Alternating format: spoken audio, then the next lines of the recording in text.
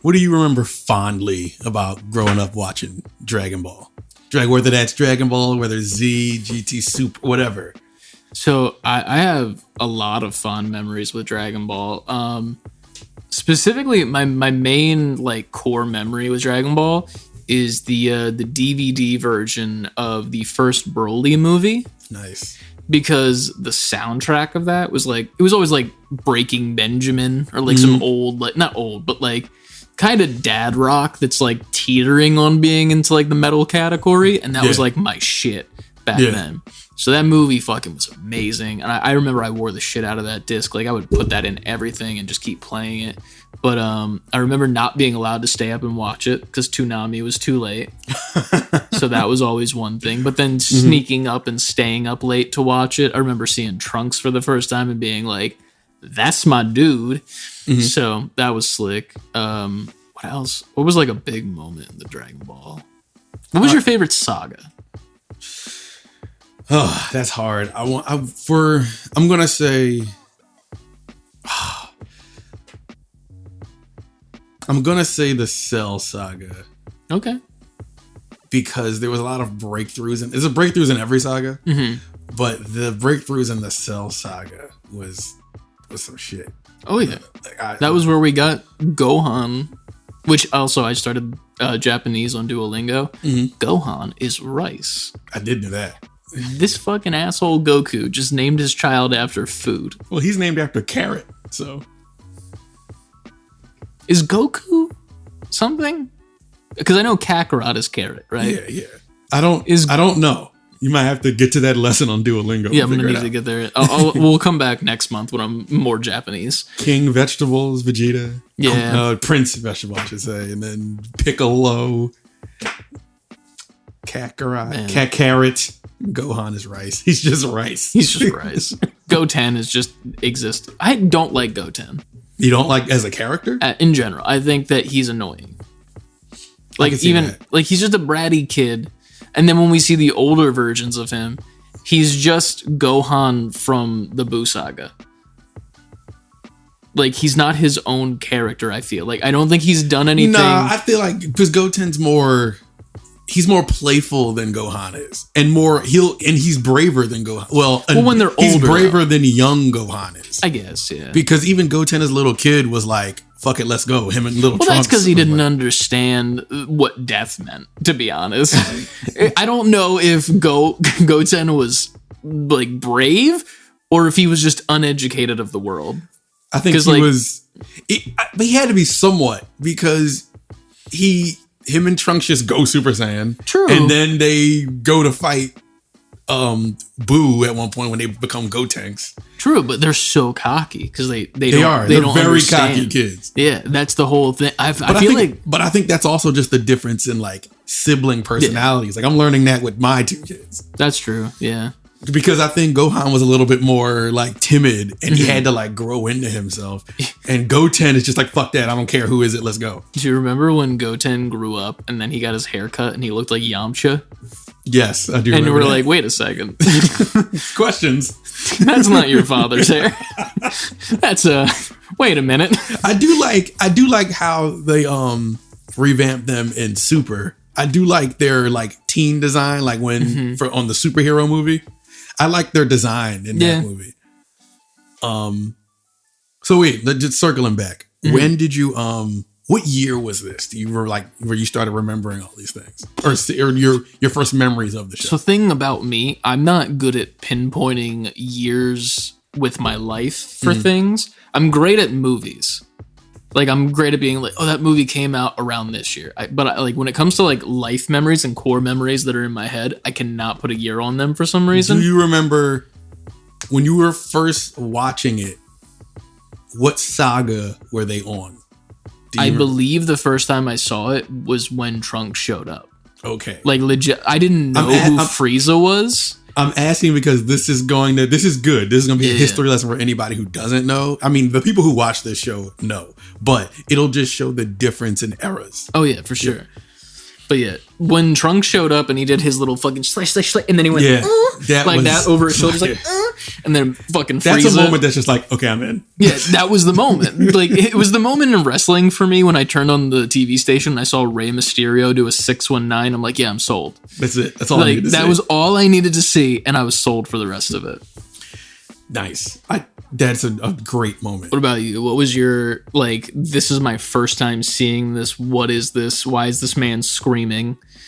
Okay, I remember waking up before school and seeing Dragon Ball and watching episodes of that and being like, like when you're that young, I had to be like, I don't know, 6, and and I see it on the TV, but I'm not like, it's just a cartoon to me. I'm just like watching it. I don't know who these people are. I don't know what's happening because obviously I probably saw it in like the middle of a season or something. But I remember watching Dragon Ball, just enjoying it as a cartoon. And then I remember waking up one morning and all of a sudden it was Dragon Ball Z and the theme song was coming from Dragon.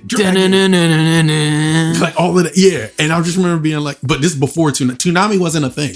Oh, really? It used to come on like regular TV. I don't know, like Fox or something. In the like morning. Fox, like with like the edgy logo Fox, like Fox. But Fox Kids. It was like early in the morning, like before school. So it had to be like 7 a.m. or something. Like before I was going to like the school bus. And the Nick at Night type hour. it had to be like UPN or some shit. I don't remember one of those channels. But I remember seeing Dragon Ball Z and being like, wait a minute, this isn't what's happening? That child is now a man.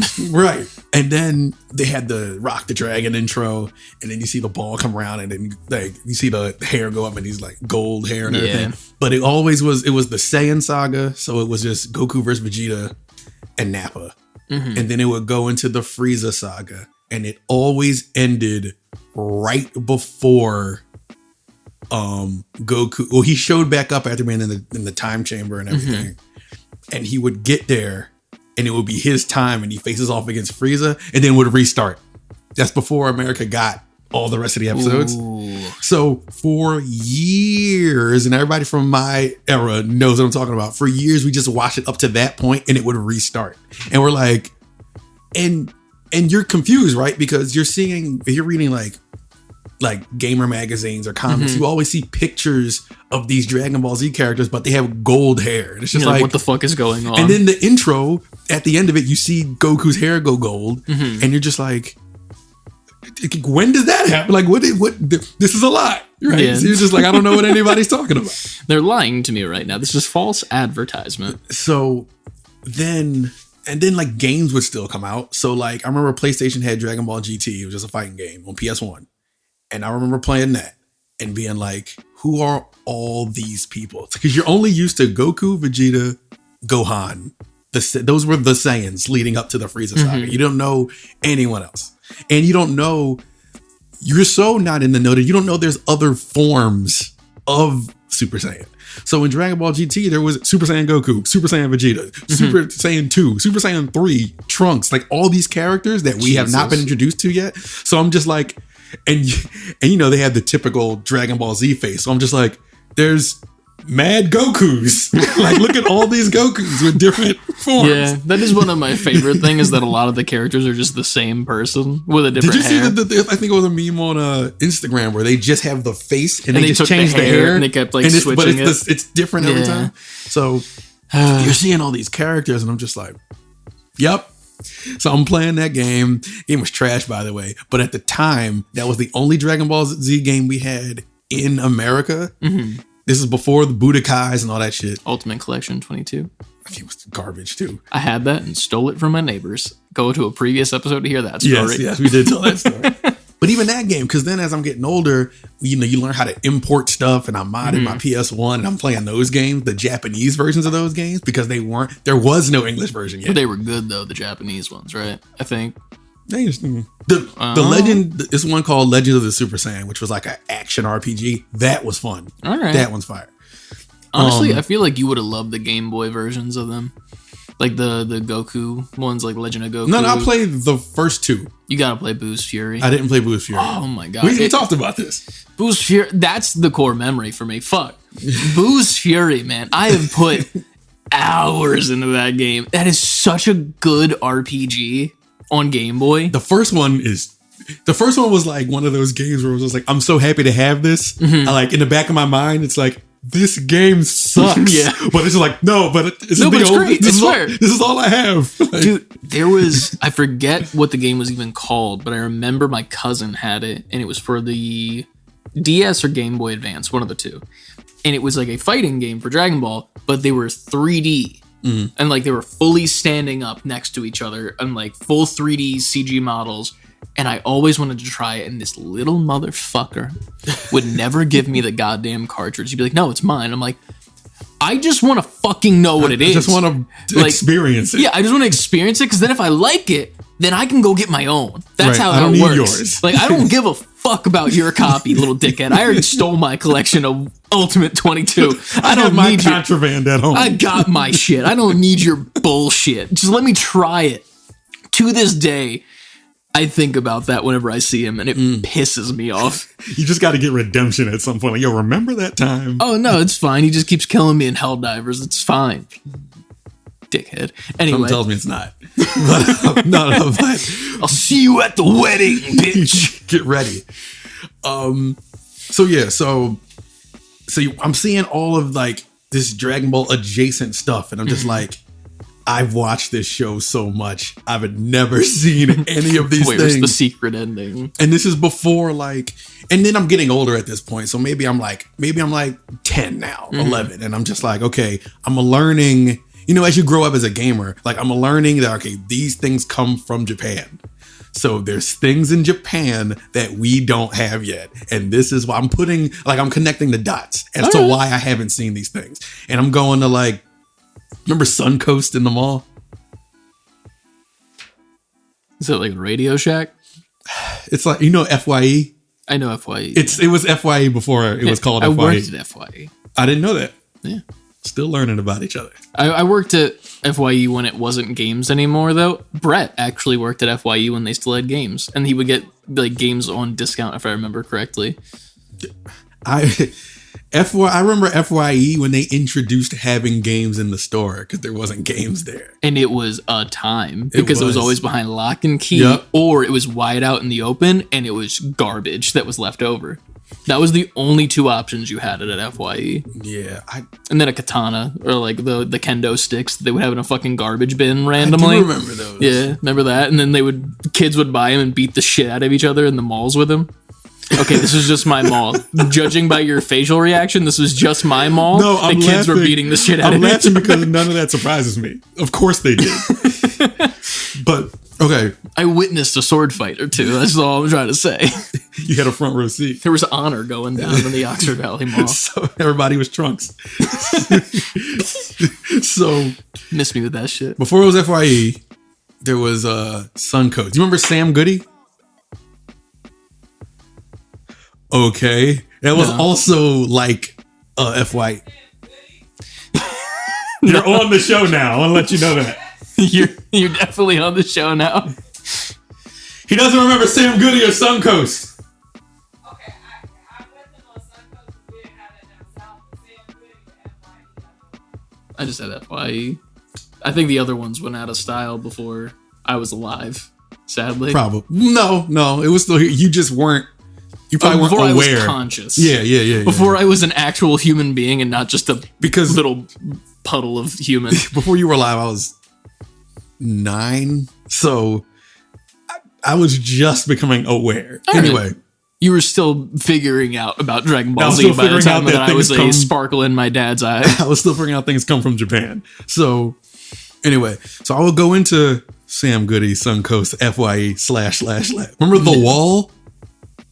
No. No? You don't remember the wall? Do you remember Kahunaville? That's what I thought. That's what you get. Do you remember the wall? No, I didn't have that either. That was a CD store in the mall. No. It was at what mall? Well, for context. I don't know. I was If going you had to give, I was like- going to Willow Grove Mall. I was going to Montgomery Mall. Then no. I only. But they ever were went to like Oxford. chains. But anyway, it doesn't That's why the matter. mall sucked back in the day. They had a Kahunaville, which was. You remember what's it called? The Safari restaurant that's still at Disney. The Rainforest Cafe. Yeah, imagine Rainforest Cafe, but if they didn't have a budget. So it just was balls to the wall. It was shit. just awful. It was just like, hey, you want to go see an animatronic animal? How about an animatronic animal that looks like it's gonna haunt you for the rest of your life? bet. And not even like in a Chuck E. Cheese way, in like it's kind of close to realistic, but it's just enough off in that uncanny valley where you're like, there's a demon inside of this. I could definitely understand what you're So talking yeah, about. sorry I didn't know the wall because I was too busy Well, being haunted by the it doesn't monkey matter. from Kahunaville. It doesn't matter because if you've been to FYE, you've been to all of them because all of them turned into like FYE bought all Yeah. those and they game stopped. And now they're just Hot Topic with the lights on. Yeah, they pretty much games like how GameStop did to all video game stores. FYE did that to all of those Yeah. stores. So anyway, You going into the wall. I'm going into the wall or Sam Goody or Suncoast or FYE. I'm waiting for a fifth story for you. Like, do you know this one?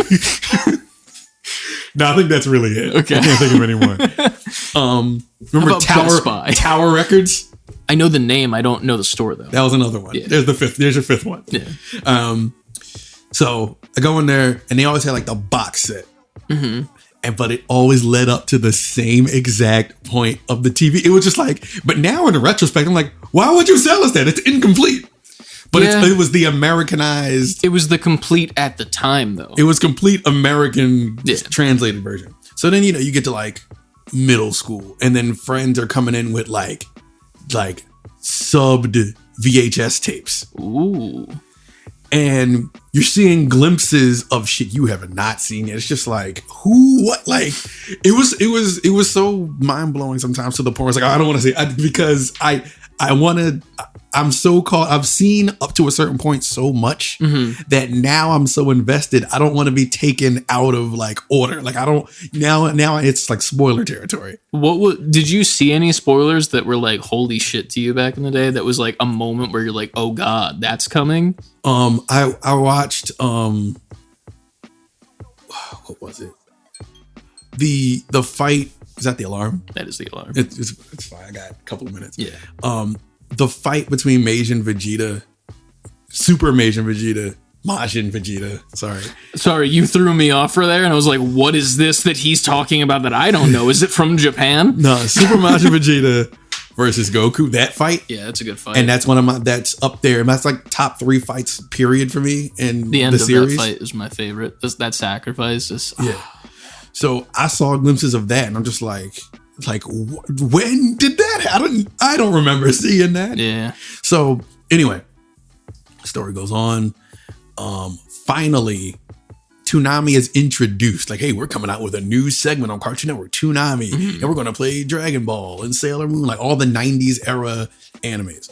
So whatever, they're playing them, and I'm just like, all right, cool. Like I've always loved this, and I'll just watch it here now. So I'm just watching the same ones I've been watching, and again, it restarts. And finally, one day they advertise, and this is like pre-internet, or it was like very, very early internet. So I wasn't going on there finding out like what's happening. You weren't on Reddit. Yeah, exactly. There was no Reddit. I had to everything was still found out in the moment. One day watching Cartoon Network, commercial comes on. It was just like a Dragon Ball Z that you've never seen in America coming, blah, blah, blah. They show all these flashes of episodes. So I'm seeing Super Saiyan Goku. You're seeing Trunks. They're just showing clips. And I'm just like, This is my moment. and like I said, I started watching at like 6, 7. So at this point, I'm like 13, 14.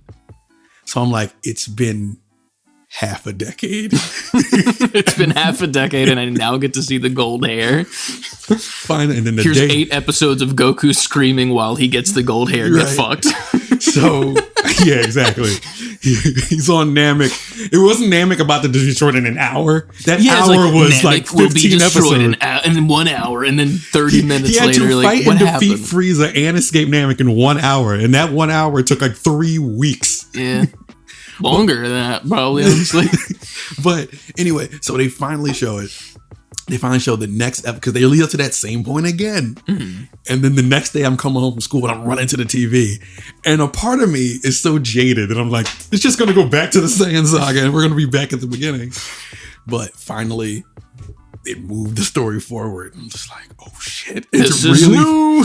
So then I'm glued. I'm going to be on the floor on my mom's living room. There's a whole living room set couch. I'm just on the floor just looking at this thing. And needless to say, you go to school the next day like, oh my God, did you watch? It was like the talk of everything. So every day was the same thing. I'm running home from the bus to get to Toonami at 5 o'clock to watch dope. Dragon Ball as it happens for the first time in America. And man, I'll never forget it. And then ever since then, I mean, obviously before that, but even more so at that point, then they introduced Trunks, then the Cell saga, then the Majin Buu saga. And they were introducing it in chunks. So like I think once the Frieza saga ended, there was a break. Yeah. Then they were like, all right, here comes the Cell saga. Then there was a break. Then they just kept hitting you over the head. Honestly, I kind of love the Android saga, and I feel like it's forgotten about a lot. It's not talked about like it should be. Like, I feel like it's one of those, it's weird because it's almost like it's a part of Cell saga.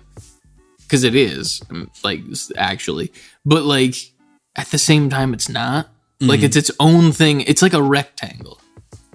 Like in a square. Because like a square is a rectangle, but it's not. A rectangle can always be a square. You know that situation? It's that. But isn't a rectangle a square? No, because it doesn't have equal size. Okay, it's one of those, Johns, where it's like, it's that, but it's not, but it also is kind of, you know. It feeds into it. It feeds into it, but also, like, there's a lot of really good storytelling that happens there. Like, all the stuff in the future with Trunks when he's still, like, a young kid with future Gohan, when he's got this dude, that shit so good. Okay, so, dude. But that's when I became... Hani, you said like there was a moment. Obviously, I'm a fan before these new episodes come out. I'm a fan. I love this and this is cool.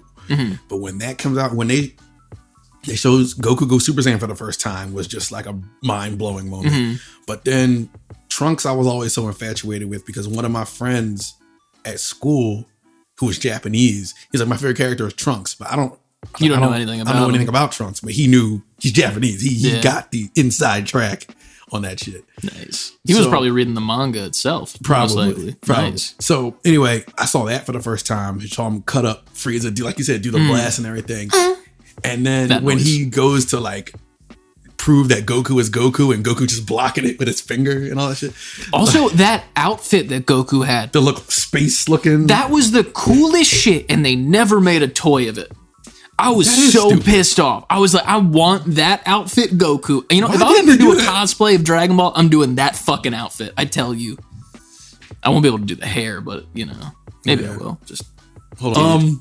But we're gonna wrap this. Yes, that is my biggest Dragon Ball moments because from then on, we got the Budokai games, the Tenkaichi games, Raging Blast 1 and 2. 2 is better.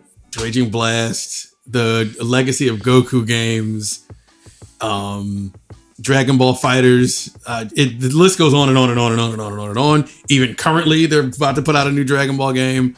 I don't know, man. And Dragon Ball Super eventually. And so we say all that to say, rest in peace, Akira Toriyama. Yeah, you're a goat in just media in general. I don't even want to pigeonhole you to Dragon Ball and anime because your influence has penetrated every form. It's crazy too because he didn't even really have any hands in the anime and like the live action, not even live action. Well, fuck, we're not talking about live action. Moving past that, his hand was mainly just for the manga itself and then just allowing it to become animation. He said at first he was against it. Yeah, it was just supposed to be manga. Because I'm glad he came around because it's the best shit. My final question before we move on.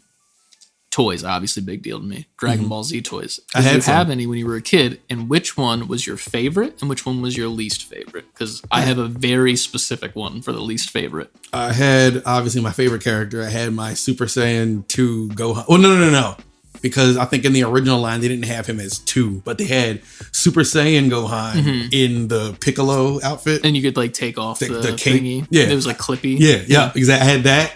I had Super Saiyan Trunks. Nice. Before he was introduced in America. I just remember finding it until I had Super Saiyan Trunks in the Saiyan armor. I had that one with the white eyes when he was buff as fuck. Yeah. That's my favorite. I had Super Saiyan Vegeta. And did I have a Goku?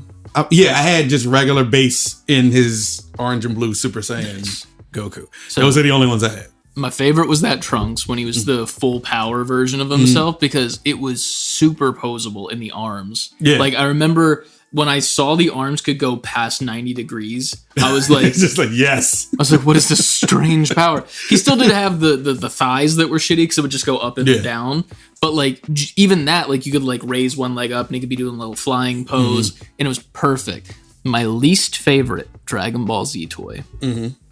I don't know if you've ever seen these, but they were these little figures about this big with 5 points of articulation in their base form of whatever character it was. It was Goku, Cell, Trunks, and Vegeta. And it came with an accessory that was nightmare fuel. It was a rubbery skin that you would put the figure inside of that would then make them Perfect Cell, Super Saiyan Goku, Super Saiyan I'm Trunks, not aware of this. and Super Saiyan Vegeta. They were awful. They were the worst figures I've ever owned in my life.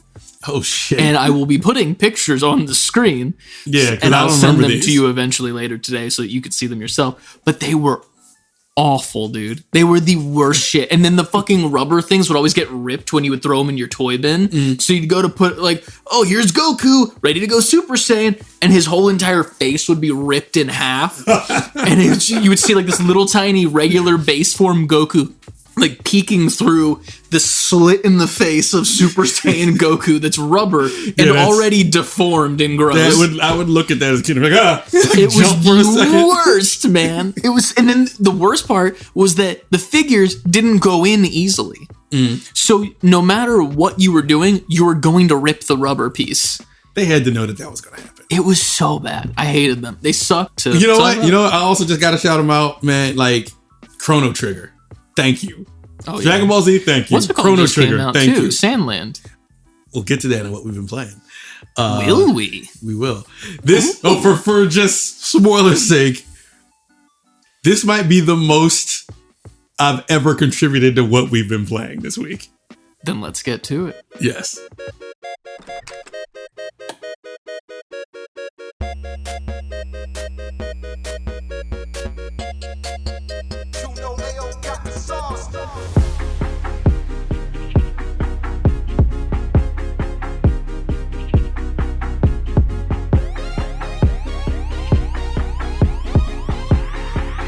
Level up, gamers, and welcome to another episode of Save Before Quitting. I am Ant, and with me is my lovely, lovely, lovely Flowing Locks co-host. I'm Chris. That's Chris with his locks. How you doing? I might get it cut soon. Really? Yeah. Like short, like down, back to normal? Yeah, I talked about this on last episode for a second, but I got another Spider-Man mask. And that one is even tighter than the first one. Because I can see why you would have to then. Yeah, even putting it into like a bun is too much. So like we might get a little short hairstyle maybe sometime soon. I don't know. Oh shit, that's gonna be a see fun what happens. surprise for One everybody. day I'll just randomly show up with not this. I'm like, what? Yeah, one day.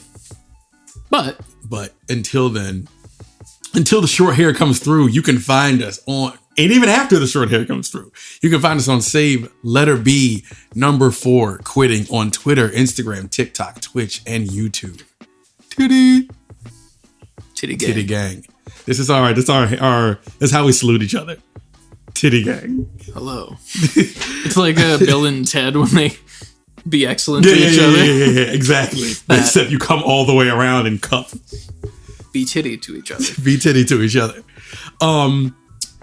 Also join the Discord. Please, please, please join our Discord. Link is below this video. It's very fun. Please join the Discord. We're really pushing the Discord this time around because we have a lot of fun stuff we're trying to implement, and we are looking for community. We want community. Tell a friend to tell a friend to tell a friend to tell a friend. Please. Patreon. Join our Patreon. We got some fun stuff on the Patreon and coming to the Patreon. So be on the lookout for that. And you can get the probably the earliest updates if you're part of the Patreon, because we have a Patreon, what do you call it? A room. Exclusive chat. Yes, we have a Patreon exclusive chat to where you get first dibs on new happenings with Save Before Quitting, or I don't know, exclusive videos that might go public later, but you get it first. Yeah. Sometimes even weeks in advance. Yeah, man. Join all the stuff. Join all our things. Do it. It's a good time. Mm-hmm. We appreciate you. We do. Is that everything we have to show? I don't know. For now. Got some stuff. We'll get back to that. So, Chris, how are you? Just first and foremost. Are we doing this again where I have to Photoshop myself as a therapist? And like just in general, how am I doing again? Before we just jump in. How's your mental? You know what? I like this. I like this a lot. It's important because we obviously, again, RP here, Torian, we dedicated the intro to him because first and foremost, we want to get that out the way. Rest in peace to the GOAT. But now, how are you? I would say fine. Good. After the past couple of weeks that we've had this month in regards to podcast stuff that we would probably talk about on the Patreon pod, behind the scenes, and the next time we record, that stressed me out a lot. If you know, you know. If you don't, you'll hear about it soon. So that was my week for like a long time because a lot of things are confusing, and the only way to figure it out apparently is to spend a lot of money to be told it's very simple, which is annoying. It is annoying, but it's the game. That is America. So like this, it was so annoying. Chris hit me up while I was in a meeting at work. Well, coming out of a meeting at work, like, can you call me right now? Yeah. I was like, I need you to call me now just so I can get this verbally out to you so someone else can understand the words that are coming. I was in this, I'm trying to just paint the picture. It's this all glass kind of like meeting room. And my boss is right here and we're just going over stuff. And we had just finished and he was asking me about something and I'm talking to him. And I just happened to look over at my phone and it's just like, can you call me right now? And I was just like, I was like, excuse me, I'll be right back. I'm just gonna. Now I go out into the hallway. You know how you get a couple steps away? I got a couple steps away and I was just like, I just ran into the hallway. That's why when I said hello, I was in like this little like seat cubby thing they got in the hallway. I was just like, hello. What's up? Yeah, man, that was a stressful week to say the least. But we're past it, and I actually just got. I'm not gonna talk about it, but I got the thing today, the return. If you know, you know. Yeah. So that's cool. But other than that, I guess pretty okay. I've been going to the gym a lot. Me too. Like I think I've been going to the gym more lately. Like I was always going pretty often, but I've like turned it up. I gotta mention something. I've been noticing that I've been getting looked at more in the gym. And looked at in what weird way? To me. So like when I first started going to the gym, I would do this thing where I like to people watch personally, just as a general thing. But I will watch people at the gym specifically to see how they're exercising and see if it's efficient or not. So like if I see a really buff dude doing an exercise, I'm like, okay, he's really buff. That's the movement he's doing. Does that look efficient? Does he look like he's ego lifting? If he's ego lifting, I can do that movement, but lower the weight. You know, that's my mental process. No matter if it's a dude, chick, doesn't matter. So that's where I've been, right? For a while. And that was when I was heavy. As of late, I'm noticing people are watching me during my sets. So I'm curious if it's the same thing that's happening to me, or if I'm just really paranoid because I'm kind of high at the gym when I'm there. I mean, I'm sure the highness leads to paranoia, but I think it's more so, obviously you're a regular now. Yeah. So people might just recognize you, see the workouts you're doing. I also see you've been having your phone set up in there and shit now. That's just for dips though so far. But still, like I think that does something, you know what I mean? So like if I saw somebody in there filming themselves, they clearly are comfortable with the workout that they're doing, and also they take it seriously. So I might pay attention to that person. I was on, I think I was doing like the back workout, the one where you lay down on the elevated little chest thing. Your whole body rests on you it. Lean forward and you do your shoulders. No, the back one, like the one you just pull up. What are they called? Fuck. rows. They're rows. Dumbbell rows, right?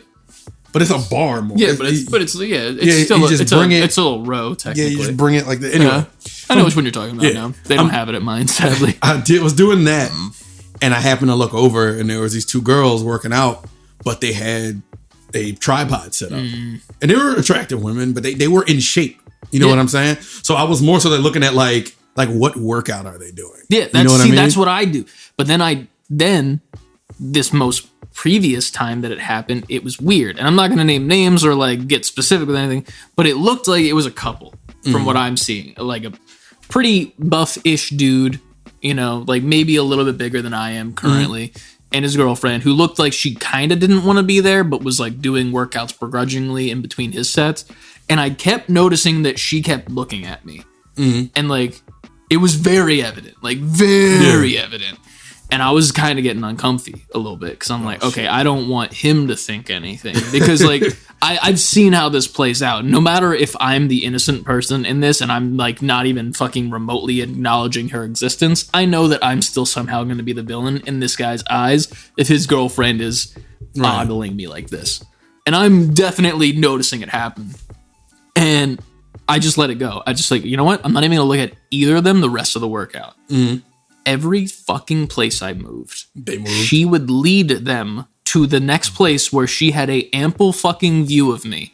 So I was at like the mirrors where like all the like the seats are and stuff for dumbbells. Yeah. And I'm doing my curls and I got 35s and I'm going low and slow. Like that's exclusively how I work out. I'm like, I'm doing this slow as fuck to make sure that my muscles feel like shit so that they don't look like shit later on. That's slow up, then it's slow. Yeah. With 35s too that's on hammer curls, it fucking kills. So I'm doing that and I'm making, you know, like the most obscene faces in the mirror and I'm just doing my thing.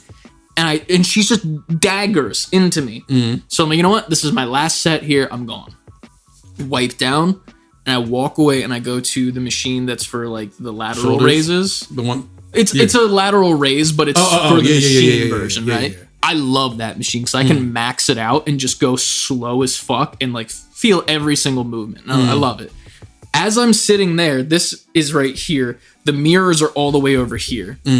So then she grabs her boyfriend, walks this way towards the front door where all the cardio equipment is. Yeah. And then chooses the exact elliptical that makes direct eye contact with me. Hilarious. And I'm like, you've got to be fucking kidding me. At this point, I'm like, do I know this person? Like, I know that I don't because I've seen this woman. I'm like, I don't know you. Stop looking at me. Because now I'm feeling like I need to make a YouTube video like I'm getting looked at in the gym or some shit. And I don't think I'm an attractive person. Let's get that out of the way. I don't think that. So I don't think she's looking at me for that reason. But the amount that she is looking at me is leading me into that direction of thought. So then I'm like, you know what? Fuck it. If she follows me this way, then I know it's legit. I go to the leg press. This is my chest day. You're just doing random shit now. Yeah. So I'm like, you know what? Let's fucking see if this is the thing. So I go to the leg press, which is opposite of the machine that I'm doing here, right? And it faces the same way that she is facing as if she was looking at me. Right. 5 minutes go by. Guess who makes their way around the entire gym to the cables, which is that are staring directly at me after cardio? And you've already done other workouts? See, that's a really... Like, I'm like, leave me alone. That's a really precarious position to be in. Yeah. Because even if I, like, say I want to acknowledge your presence now. Yeah. Say I was going to be like, what's up? Yeah. It's still risky because her dude is, like, right there. That's where I'm like, this is not okay. Because if she was alone, you could have just been like... Yeah, I would have waved cordially or something if it was just her. But the fact that her dude was there, and also he's slightly bigger than me, and like I can just tell from his like demeanor, kind of like that he's not. I don't want to say he's not the nicest dude, but I didn't get from like looking at him like I'm looking at the book cover here for this guy, but you know. He looks not necessarily the nicest person in the world, so I don't necessarily blame his girlfriend for maybe looking other places. But I don't want that to be me. Yeah, don't put me in y'all shit. Yeah, I'm like, I get that you might have a thing going on here right now with you two, but leave me alone. So that's where I'm at mentally. Because I'm also trying to, like, in my head, I'm like, I'm not, like, that attractive, and I'm not like, I don't think I'm that big either, like muscles. I think I look better than I did previously, for sure. But Jesus Christ, not move three different fucking gym machines to make sure that you can see the optimal way of me working out. That's weird. Listen, obviously, completely platonically, but you're a good looking dude, man. You're in shape. The hair works for you with the mustache. It works. I appreciate it, but we'll never accept it. I know who you are. What do you think of the stash, by the way? Because I did this. Stash is working. Okay.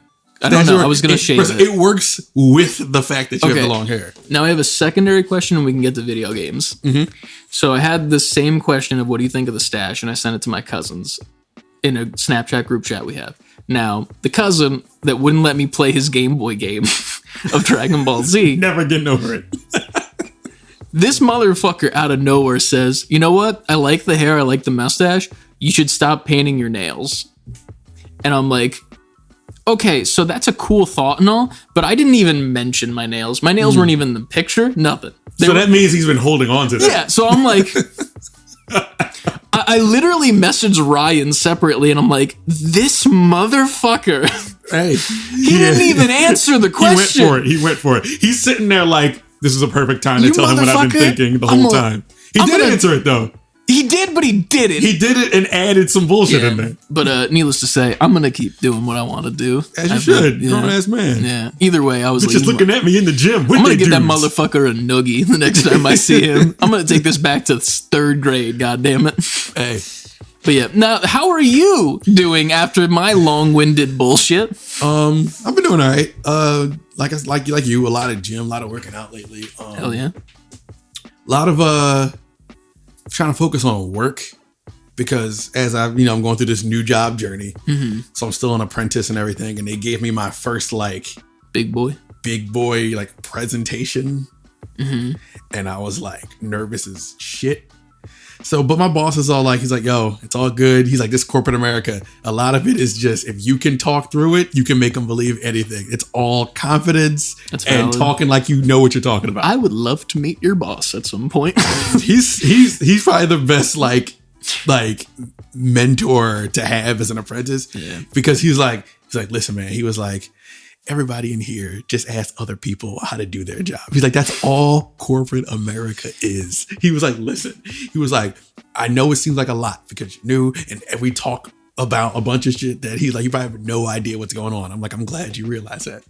So he was like, here, I want you to work on this specific part of this whole project. He's like, we're a team. It's not like I'm getting like, here, now give a 20 slide presentation on pharmaceuticals. He's like, no, I want you to talk about this part of this project, and we're going to go over it together, and we're going to reach out to the people together, get the information, you're going to present it, blah, blah, blah, blah, blah, blah. So we did that. I asked him, what do you think I should focus on? He told me.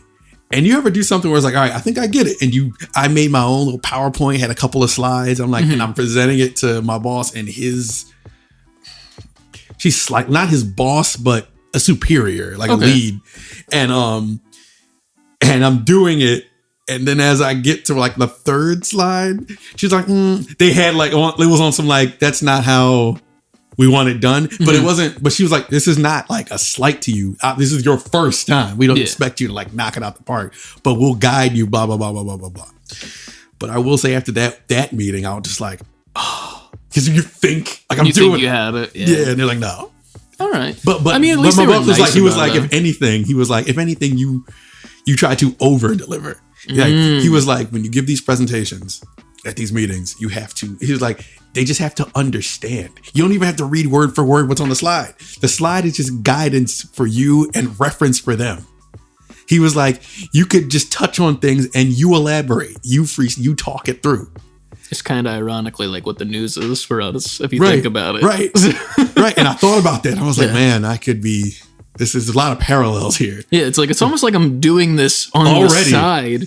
But holy shit. I thought about that because I was just like, this is so much easier when I know what I'm talking about. If I went to that meeting, it's like, so Ant, what do you think about PS5 Pro? And I'd have been like, don't need the laptop. I can just talk to you. Yeah, and just valid. talk forever. But anyway, so I had all the shit lined up and I wrote myself like a little notepad script, because I started stumbling over it because he had me in a room. It was just me and him later on. And he was just like, all right, look. He's like, we're going to go over it. and we're going to make you feel comfortable. So he's like, go. He's like, just go. And I just started talking it out, and I stumbled a little bit. He's like, stop, start again, go. And I talked it out, but he's like cool enough. It would be like you doing it. Like he's cool enough to where it's just like, I'm not feeling bad about it. But he also was like, he had like a little soundboard on his phone because he does music too. So he's like, nah, I'm gonna be your hype man. He was like, pew, pew, pew, pew, pew. He's like, go. Oh man, I want to meet this man so much. Oh God, can we get a beer with him sometime? Probably, he's that cool dude. Because he sounds fucking sick. But he made me feel like the point was he got me so grounded. Yeah. That I was able to like do it on my own terms. I like that. He was like, he's like, that's all. He's like, just do it on your terms. If they don't understand, they'll have a question. They'll ask you the question. He was like, if you can't answer it based on the information in front of you, he was like, then you pass to me. He's like, we're a team. Like you pass the ball. Like, what do you think about this? What do you think about that? So as he's telling me, I'm typing out, and we'll get to games, I promise, quickly. Maybe we won't. This is interesting. I like this. So this would have been a Patreon conversation. But I kind of like, as we started making bullet points about what I need to hit, the points I need to hit, I wrote myself like, I opened up Notepad and just wrote a script. Like, hey, this is me. I'm talking about this. Me and him partnered on this. We found out this information. This leads into this. I just kind of wrote it like in like how I would like text, like in a regular talking form, not bullets. Because I wanted to be able to sound like I'm having a genuine conversation. Yeah, just being normal about it. Right. Yeah. Threw that out. But he's like, but yo, you're not doing the whole thing alone. Parts of it, I'll jump in, then I'll pass back to you, and you pass back. He's like, we just feed off each other, and we'll get through it, right? All right. So meeting day comes, and I'm in there, and I know my presentation starts at slide 13. So, and they're at the top, start at 1. But like, they're kind of like moving. So like, I'm like, I got time to get my nerves in check. I look down, they're like, all right, we're moving on to slide 9. I'm like, 9? When the fuck did we like... So then they finally get there. When they got to like 12, I'm like, all right, I'm 13. They get to 12. And somebody keeps asking a question because at this point now I'm just like, let's do it. I just want to get it done. I want to get it over with. So we're like, all right, moving on. Somebody would chime in on like the team's call. Like, I have a question. Can you recall back to blah, blah, blah, blah, blah? And then they talk about that. And then we want to move on again. And somebody else is like, oh, actually to add to that. So now I'm just sitting there like, like y'all are fucking with my emotions here. They're torturing you. Because now I don't know when y'all gonna jump me in or not. Yeah. Anyway, fast forward, they jump me in. I go over it like I went over it a million times in my head and in that meeting room with my boss. Went through it almost flawlessly, passed it to him. He did a segment. I jumped back in, just like, yeah, we talked about this because blah, blah, blah, blah, blah, blah, blah. And it went off without a hitch. Hell yeah. Man, as we got past it, we got past my portion, my boss hits me with a team message on the side. It was just like, yo, you knocked it out the park. You did that shit. I was like, yo, thank you. And he was just like, I just had to go over it. That's all I needed. He was like, yeah, and my soundboard. I was like, you're absolutely right. I gotta buy that man a beer now. God damn. That's awesome though. I say all that to say, I did, you know how you do too well? Because then I did it and I was so confident when I spoke that his boss hit me the next day because he was sitting in on the meeting. That also made me nervous because his boss sitting like directly across from me. Head of the table type shit. Yeah. And I'm just like, because I'm like eye contact with the rest of the room, trying to have real good, like, what's the word? Decorum, like meeting decorum. Anyway. He hits me the next day, like, Anthony, like, good job on that presentation, that project. It was really insightful. We might have to look into that. What you and Pat's my boss. What you and Pat did. That seems like something that would be good for other brands. Hell yeah. And in the building, blah, blah, blah. I'm like, thank you. That's cool. He's like, matter of fact, next month, I have to report to the person above me and these a meeting of other my other, not apprentices, but other people of his employees. They're not his employees. I don't know what to call them. Who his peers? Interns. Like, no. They were people on the same level as him. Yeah. But they're above me and my boss. Yeah, valid. He was like, I might have you, present this to other leadership that I have a meeting with, blah, blah, blah, blah. And of course, in the meeting, I'm like, yeah, sure, Bob. That's great. Thanks for the opportunity. Because I'm not turning down any opportunities as an apprentice. Yeah, for sure. But afterwards, I was just like, what did I just accept? Now I did too good. Now I got to do this again. Yeah, you got it though. I know. But You just need that soundboard. That's all you need. But man, that's great. But working out and gaming That is true. And you know what? I'm not even going to start with this because my shit's boring as always. So, Ant, what have you played this past month? Okay, where to begin? To start, I purchased Final Fantasy VII, not remake. What's the new one called? Rebirth. Woo! And I probably don't remember that name off the top of my head. I have not played a lot of it. I've heard it's pretty good from a lot of people. I'm not playing it. I'm sure it's amazing. It starts off amazing. I played like 2 hours. Played 2 hours of it. And I primarily was playing it to test out a certain device that I was completely against. But now this exists in my house. So yeah, that's probably fucking the mic up. But I purchased the Portal. Now, how much was it out of curiosity? It's $200. Now, wait, because I think I texted you. I sent you a message like this was purely circumstantial. The fact that I had this. I'm just trying to think from my own. Like, I was thinking about buying it, and I'm like, I don't know if I'm gonna buy that. But how you liking it? Sorry, you don't need to buy it. It's very nice. It's just that like the use case for it. It's a very nice, well-designed handheld remote device. Okay. I was playing Final Fantasy VII Remake on this. I played like I said 2 hours of it. And the reason it's in my possession, because I was not going to get this, is because we recently purchased we purchased the fridge that's down here. I put that on my Best Buy card. And I never used the points, and they got me, and I had it was like a $600 fridge. So I had all this like Best Buy cash or whatever they call it, rewards cash. I wonder if I have any of that from buying my laptop. You might. So I had all this rewards cash. I had $130 reward cash, and then I had a $20 gift card that I never used. And then I think Wario64 posted it, and I had nothing to buy it on. And my rewards cash was about to expire. Like you can't use it past a certain day. So I was just like, and then it went up, and I was just like, I got $150. I'll pay $50 for it. That's valid. I would pay $50. I'll just throw $50 at it to have it. I wouldn't have paid flat out $200. I will say, I said this when I picked it up before we started recording.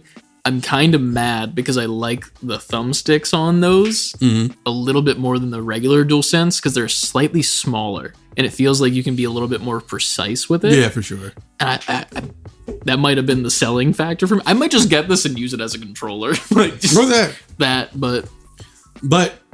it feels just like a PS5 controller. Same haptics, same all that shit. Just the screen to your palm. So you have to have the PS5 on while you're using it, though, right? It can be in rest mode. Oh, really? Yeah. Interesting. I did not know that. It just has to detect it, and it has to be on. Like not. Yeah. It just has to be at least in rest. Mode. It can't be completely off. All right. You might be saving some money. But it's nice. The screen is beautiful. Like the screen is. I don't know if it is OLED. I don't even know. I don't even remember. I don't think it would be for only $200. Yeah, I don't think so either. But the screen, it's much clearer than like the Steam Deck screen or the regular Switch screen. Yeah. Well, that's to be expected. Yeah, it's a very, very nice visual. I did realize if I played in my bedroom, it got choppy. Like the closer I got to the PlayStation. Yeah. But at the same time, they said that's because there's people who play it like on vacation. Oh, really? But they said it's because if you hardwire your PlayStation to the Ethernet, it's like dramatically better as far as signal goes. Okay. I don't. Mine is on Wi-Fi. Mine is as well, yeah. And my router is in the living room, so the only way to make that work is I'd have to like drill a hole in the floor and feed it down, or dig a really long cord and have it go along the walls down. And I'm not doing all that. Or just move the PlayStation. That's what we had to do for mine. Ours is in the garage, so we had to feed it through the attic all the way across, so it's like hanging from beams. And then it comes down from where we have like a little like step ladder to go up there and store shit. So it comes down from there and then at an angle goes into my room and then goes down to a little outlet in the wall that gives Wi-Fi to the other side of the house. So I can't even hard line in. Yeah, see, so it's that kind of deal. So I did realize those hiccups, but when I was like on the couch in the living room, it was fine. Perfect. Nice. Have you only played Rebirth on it, or is there any other I games? tested out because I wanted to test out something that I needed like pinpoint accuracy. I played I didn't go online with it. That would have been the real test.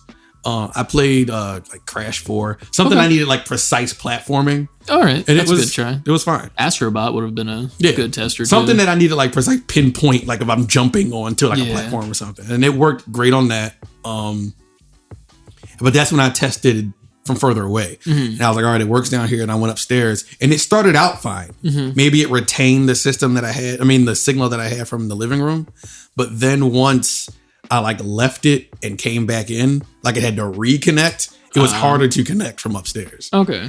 So then the picture was like choppy and bad, and it got framey.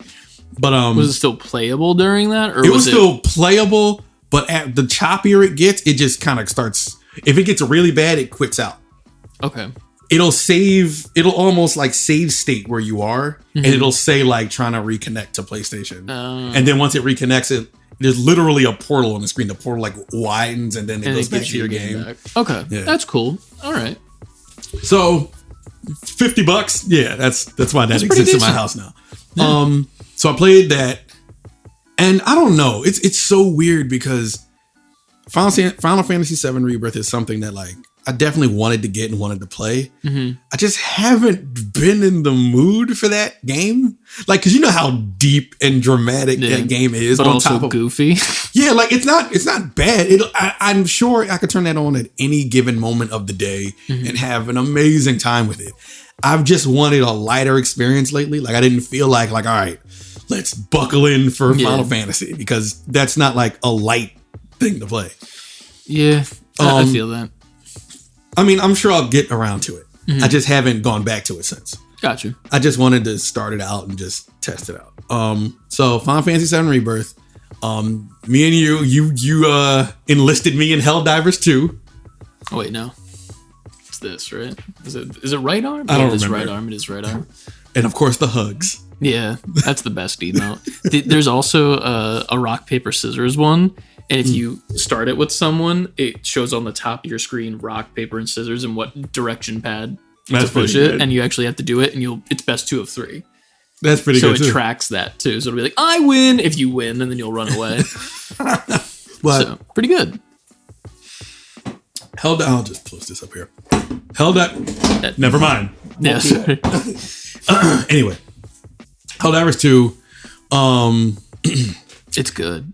It is good. It is very fun and stupid it's stupid in the best way. It's a good satire. It's the kind of stupid you want. My ship is called the SS Superintendent of Audacity. King of Freedom. That's such a great name, especially you being, king and all. See, that's my favorite thing about having such a simple name, is just being able to put my name in like games, like for creative characters and shit like that. Because it'll always get it right. Yeah, it's simple. It's also like a word that is used casually in like video games. Yeah. Like it's the king or something like, and you can just steal that shit. Boom, easy. Yeah. So we played Helldivers 2. That was a great time. Yeah. We then had a Mario stream for Mario Day. We did, yeah. Where Chris threw trivia questions at me while I ran through some stuff from that still. Yeah, well, I ran through Mario 1, played some Mario 2, 3, and World. I still want to do a second part where I'd start going into the 3D games. But we did the first 4 mainline Mario games, which is a fantastic time. And the questions got hard. They started off like, oh, I got this. Yeah. Then you went into Nintendo in general, and then they got a little more difficult. Well, those were like from the official Nintendo website too. Like they have like their own quiz there, and it was like an easy and a hard one. The easy one you flying colors got through, but the hard one was like legit Nintendo questions. And some of them were like trick questions because they were like, oh, I know this, and then it's like, oh yeah. Yeah, I forget which one that was. There was one where I was like, you're right, but the question is telling me that you're wrong as well. At the same time. I don't remember. I gotta go. We can go back to it. I think it's the same exact trivia, to be fair. Yeah. But yeah, man, it was a fun time. That was a good I literally time. just got obliterated high and just asked you trivia the whole time. It was fun. It worked out. Yeah, I didn't even have to be on camera, which is my favorite part. I was like, I can just look like a piece of shit and just sit back in my chair like this with my mic in my mouth. It worked out. It was great. Yeah, it was good. Played all the first 4 Mario games. This is gonna be funny. I'm waiting. I'm gonna pause for your laughter. I went back into Sonic Frontiers. Finally. God, it's been so long. So, picked up Sonic Frontiers, and I was like, you know what? I never actually got into this. Yeah, like, you played it for like 20 minutes, right? Wasn't it something It was like an hour. It was something super short. Damn, I remember that. You were like, so I played, but like, I don't really want to anymore. So, I played it, and I'm getting a little bit more deeper into it. It's still like, it's fine. It's a fine Sonic meets Breath of the Wild game. Obviously, I'm still not super far into it. I'm way farther than I was when I streamed it. Because I started again from the beginning for the third time. And I got further than I've ever been. So it's enough for me to keep playing it. Now I'm like, okay, now I'm into this. Because now the story is unraveling and I'm unlocking things. And now it's becoming something I want to keep doing. Nice. So I'm playing some Sonic Frontiers. I bought and downloaded Berserk Boy. Oh yeah, that was one of my games that I got in the fantasy league, and it's pretty good apparently. It is. I want to stream that. All right. There's 2 games I definitely want to stream, and Berserk Boy is one of them. Is the other one Pizza Tower? No. Pizza Tower is fun, but I don't need to stream that. All right. What else? I also downloaded Berserk Boy is great, by the way. Like if you're into old school like Mega Man-esque gaming with some light Metroidvania stuff, but not full on Metroidvania stuff, it's a good time. All right. It's a really, really, really good time. I've been waiting for that game to come out for like 2 years. Shit. Because I follow the dev on Twitter. I downloaded Sandland demo. Okay. I played Sandland. I did not yet. I need to. Which is, Akira Toriyama. I think that's the last game he worked on.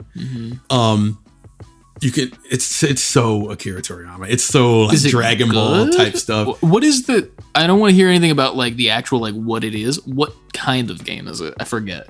Like a third-person action dungeon crawler. So it's kind of like a spam beat 'em up type shit, but also combos. Not really. Kind of. Okay. Like light combo, nothing crazy. It's nothing you have to wrap your head around, but it's hard to really describe and get into like the meat and potatoes of it because the demo starts you out already like ready to go. It doesn't really give you like all this lore. Like you hear some little bits of it by conversation of the characters, but you just start out in the Sandland. There's enemies around like you. A part of the game. They give you like a slideshow, like you press this to do this, press this to do that, press this to do that. Okay.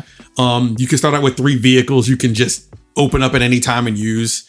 Or you just use your character and he just throws combos. He has like a heavy punch that you can like hold, circle in. He like winds his punch up. Is it like the pink dude? That's who the main character is. Okay.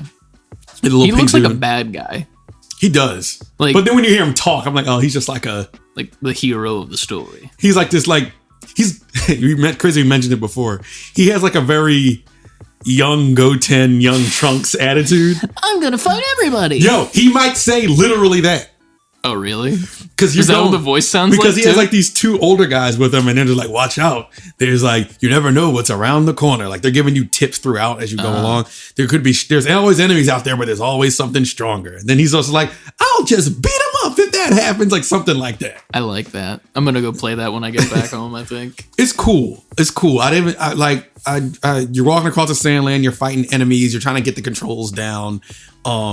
They might be guarding like huts that have like treasure chests in it. You get parts, you can upgrade your tanks or weaponry or your moves. There's like a skill tree like every game has now. Nice. I'm down for that. Yeah. I'm excited for Sandland now. Yeah, then you find little dungeons you can open up and you're really much just like going through dungeons to find material to upgrade yourself with and then moving on. All right. So far as the demo shows me, like I haven't fought like a boss or anything. I've just been fighting enemies throughout, and then you'll find they're protecting a dungeon, and you go in the dungeon, and you discover what's in the dungeon, and you find treasure, and you get out, and you go to the next one. All right, I'm down with that. I'm sure there's like towns and people and stuff you could talk to, but as far as yet in the demo, I haven't. Do we know when that actually comes out? Like fully? April 25th? Yeah, April 25th. Nice little birthday present for the both of us. Yeah, right. So that's Sandland. Now, the final game I'm getting to. And I feel like there's another one, but I don't remember it right now. Anyway, final game I'm getting to. Penny's Big Breakaway. I don't know that one. Yes, you do. Do I? Yes. The little... how do I explain it? The name doesn't it? Yeah, because y'all had it on y'all's game tournament thing in Discord. You know this game. You do know it. Penny's... Donkey did a video on it. You know this game. Oh, yeah. With the cute little girl with the yo-yo. With the yo-yo. I just don't... The name sucks, no offense. The name of the game is awful. All right. Now, this game is getting praise. Like, this is one of the most creative, unique platformers of its day. It's amazing. A must-play, blah, blah, blah, blah, blah. Mm-hmm. I'm platformer guy. Mascot platformer, man. I am in. I downloaded that game first day. I'm like, let's do it. I'm waiting playing for the it. butt. I'm playing it. And I'm like, all right, getting the controls down. It's a little different. It doesn't control like usual platformers do. It has its own kind of control system. Okay. Not hard to understand, just different. Okay. I'm trying to think of where to start. I'm waiting for the butt because you're hyping it up, but you have this smile on your face of like, I hated my entire experience with this game. I will not be continuing to play this game. I will not be beating this game. I will not be going on in this game. I don't like it. I think it's everyone loves it. Shit. Everyone loves it, and I'm playing it like, nah, fam. Like it's not. It's not doing it for me at all. Like I think it's its own type. Like if you're going into it expecting like Mario or Sonic control, it's not that. But it's not that, but it's not completely abandoning that either. Okay. Like it's traditional. It's still run, jump, go down the hills, collect things. It's still what you expect from a platformer like an Astro Bot, a Crash, a Mario, or Sonic. It's still that, just in its own way. Okay. But its own way, I don't like. Like I don't. It got to the point where I'm just like, I can't wait to clip this episode. This is so fucking great. I'm playing it and I'm just like, fucking just be a Mario. Like just be Astrobot. Just be that. Is that so what is the thing that's making you not like? Is it the yo-yo like traversal? Kinda like the character can't really like defeat enemies. Like there's these reoccurring enemies that comes on. It's not a lot of enemies. And in fact, the stage is pretty empty of enemies. It's just you doing things for characters on the screen it's like and collecting Tony Hawk Pro Skater type shit. Yeah, and collecting collectibles, or then like you're using your yo-yo as a grappling hook and swinging off shit, or getting on your yo-yo and sliding, doing like a spin dash like Sonic does, and momentum based stuff. And that's fine. It's just very lackluster. Like none of it is addicting. Like, man, I wonder what the next level is going to bring. It's like once I did the first couple stages, you got it. This is the whole game. Okay. And it's very like chain combos, like slide on your yo-yo, get up, do a flip off your yo-yo, and how long can you chain that together? Yeah, I remember that from the score. Donkey video. Yeah. That was like one thing where he kept like jokingly resetting himself if like he broke the combo or some shit. It's based on that. Okay. And I'm more of an exploratory platformer guy. I like running, jumping, finding the secret. Where's the hidden areas? Next stage. Now I'm in a different kind of biome. But every level of Penny's Big Breakaway feels like the same level. By the time I got to the end of the first level, I'm just like, I feel like I just played the first level 4 times because they're like acts, like Sonic is, and then you get to the boss and then you move on. So then the next level came and I'm just like, yeah, it's a different color, but it's the same shit. And I'm not trying to chain combos for the whole stage and get to the end and none of it is hard.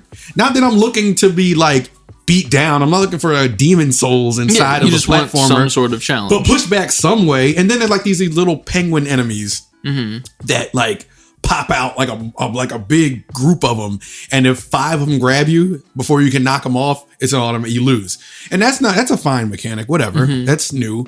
So, but they come randomly. And so it's like, oh shit. And then you got to run from them or knock them away. You could use the yo-yo to knock them away, but you can't like kill them. They just get knocked away.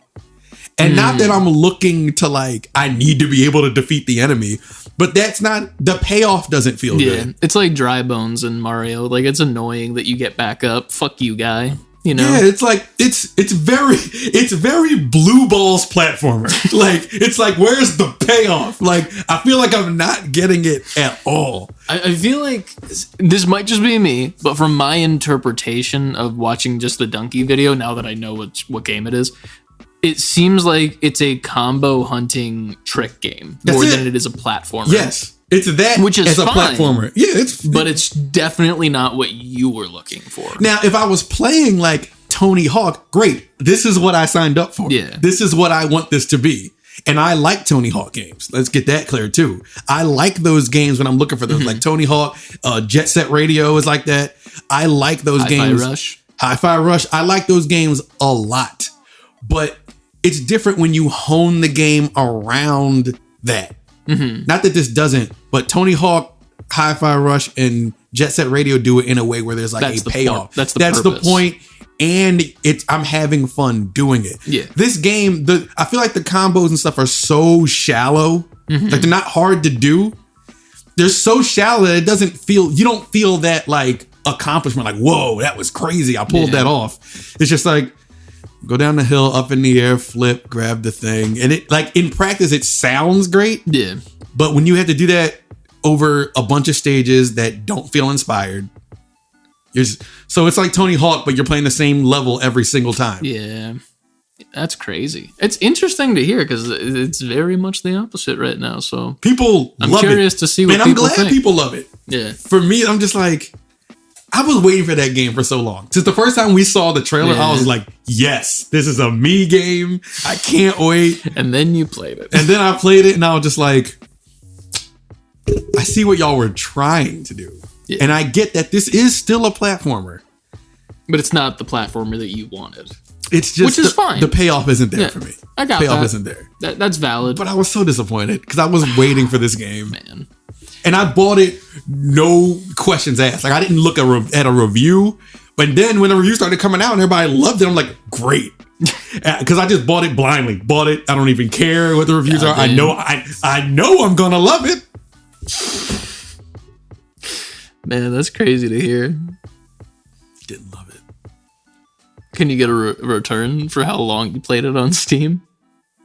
I probably played it longer. What's it, 2 hours? Like 2 hours, yeah. I think I played it longer than that because I was trying to really give it a shot. Yeah, that makes sense. I didn't want to go off my first play and just be like, all right, like maybe I was like just not into it that night. Like kind of how like I know Final Fantasy VII Rebirth is great. I'm not in the headspace right now to like that's valid. Jump in. That's me with Baldur's Gate right now. Like I really want to play Baldur's Gate, but like it's just such an undertaking to like sit down and like put in 2-3 hours at a time to do 2-3 quests that don't really impact the story that much. Yeah. So I get that. But I'm glad people are really, really loving it. It's probably a really good high game. Like if you were to be inebriated and playing it like with friends or something. Because then you're just like, hey, look at this. Look at the flippy dippy shit. Maybe. You know? It does everything you want a platformer to do. It just seems like a really shallow experience. That's valid. Yeah. And I hate that I don't like it. This is the team the Sonic Mania team who made all the Sonic Mania game. And I love that team. Mm-hmm. I just don't love this game. It was almost, it's fucked up. But I almost want to be like, nah, go keep making Sonics. Like don't be different. Don't make your own thing. Go be Sega's hoe and go make their mascot games. But that's why I wanted to love it so much because this team that I love it's a good team. Made a game. It would be like Respawn making a bad game and just like, I don't want to not like this. Yeah. God damn. I didn't expect that, genuinely. Neither did I. That's crazy. So, Chris, what have you played? What have I played? I have been playing so many games. I mean, I'll get it out of the way with the boring ones, as always. Overwatch 2. There's big news in Overwatch as of today that they're pretty much not redoing the game, but they're heading in a direction where it seems like the game might have a chance of being revived to its former glory, in my mind. Okay. With heroes being unlocked immediately, you don't have to pay for them, which was insane that they even did that. And all the previous heroes that are behind paywalls right now will be unlocked for players coming up in the next season, which is cool.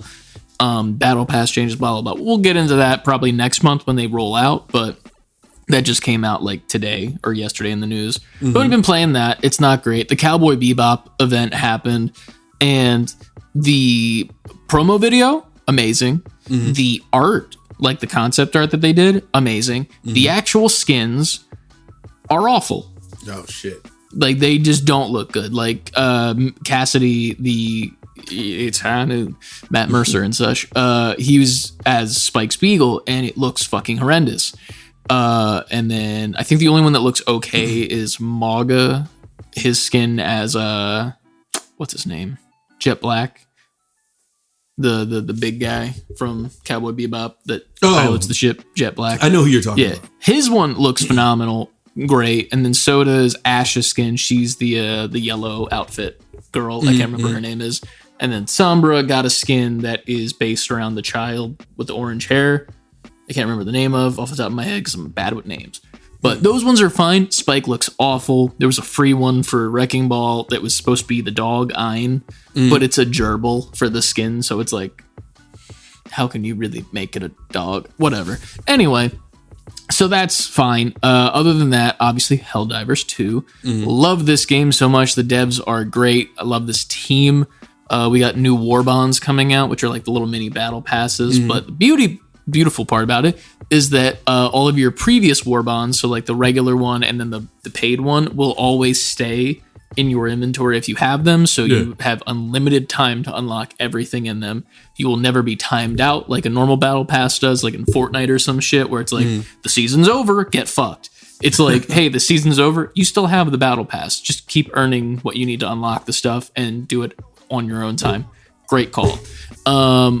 Speaking of that, Fortnite, I've been playing exclusively Festival.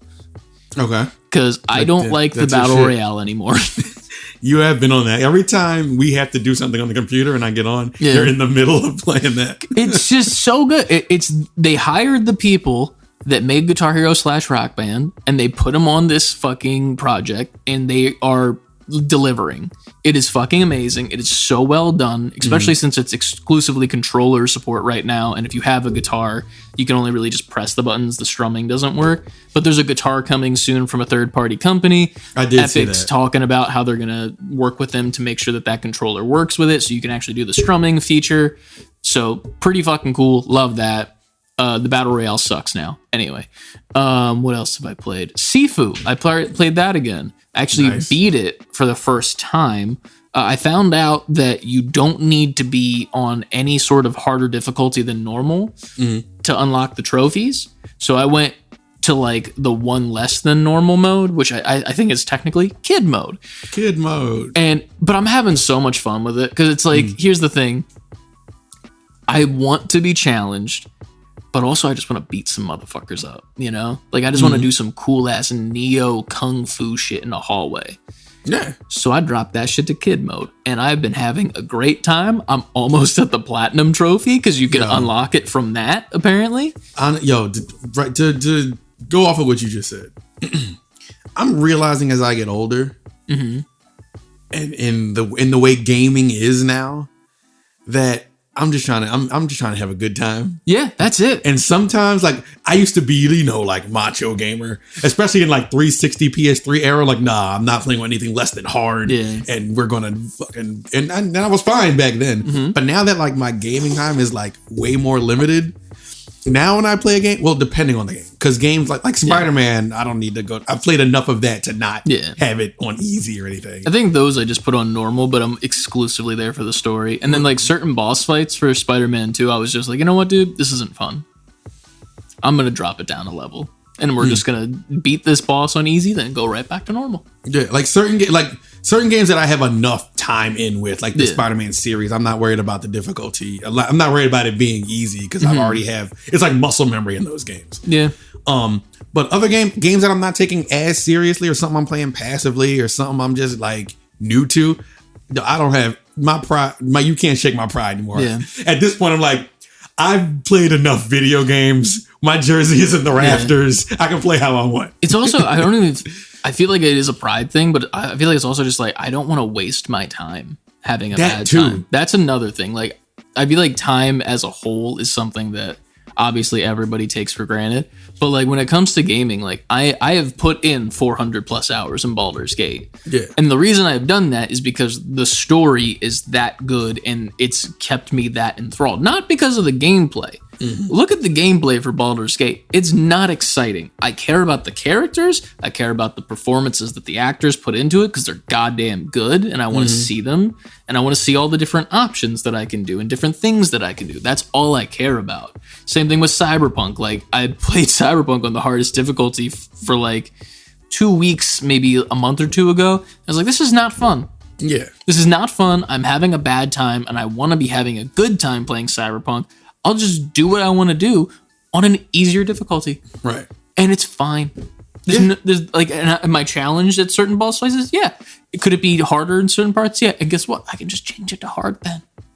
That's it. I just change it to a little bit harder. And a lot of games are so accessible, like have that accessibility option now where like in the middle of the game, if I want it to be hard, like I'll exactly. put it hard. I feel like the only game right now that I'm like, I need to be good at this is Fortnite Festival, just because I want to like be on a leaderboard for like a song at least once. I just want to be on the leaderboard. Just be like, hey, look, I did that well on this song. Look at that. That's all I want.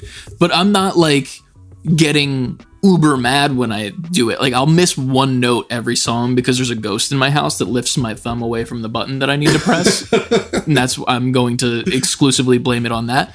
Damn ghost. So I always end up missing like one note every single song. So then I can't get on the leaderboard because you have to hit every note. But not only hit every note, you need to hit every note perfectly so you get the most points for it. Then you have to do it with the correct battle, like the, what's it called? The star power shit. Yeah. Then you have to time that correctly to get the most points that you can at the same time. So like they're throwing a bunch of variables at you. Yeah. So like I'm having fun and I'm having a good time, but I'm also like, I need to be on that leaderboard.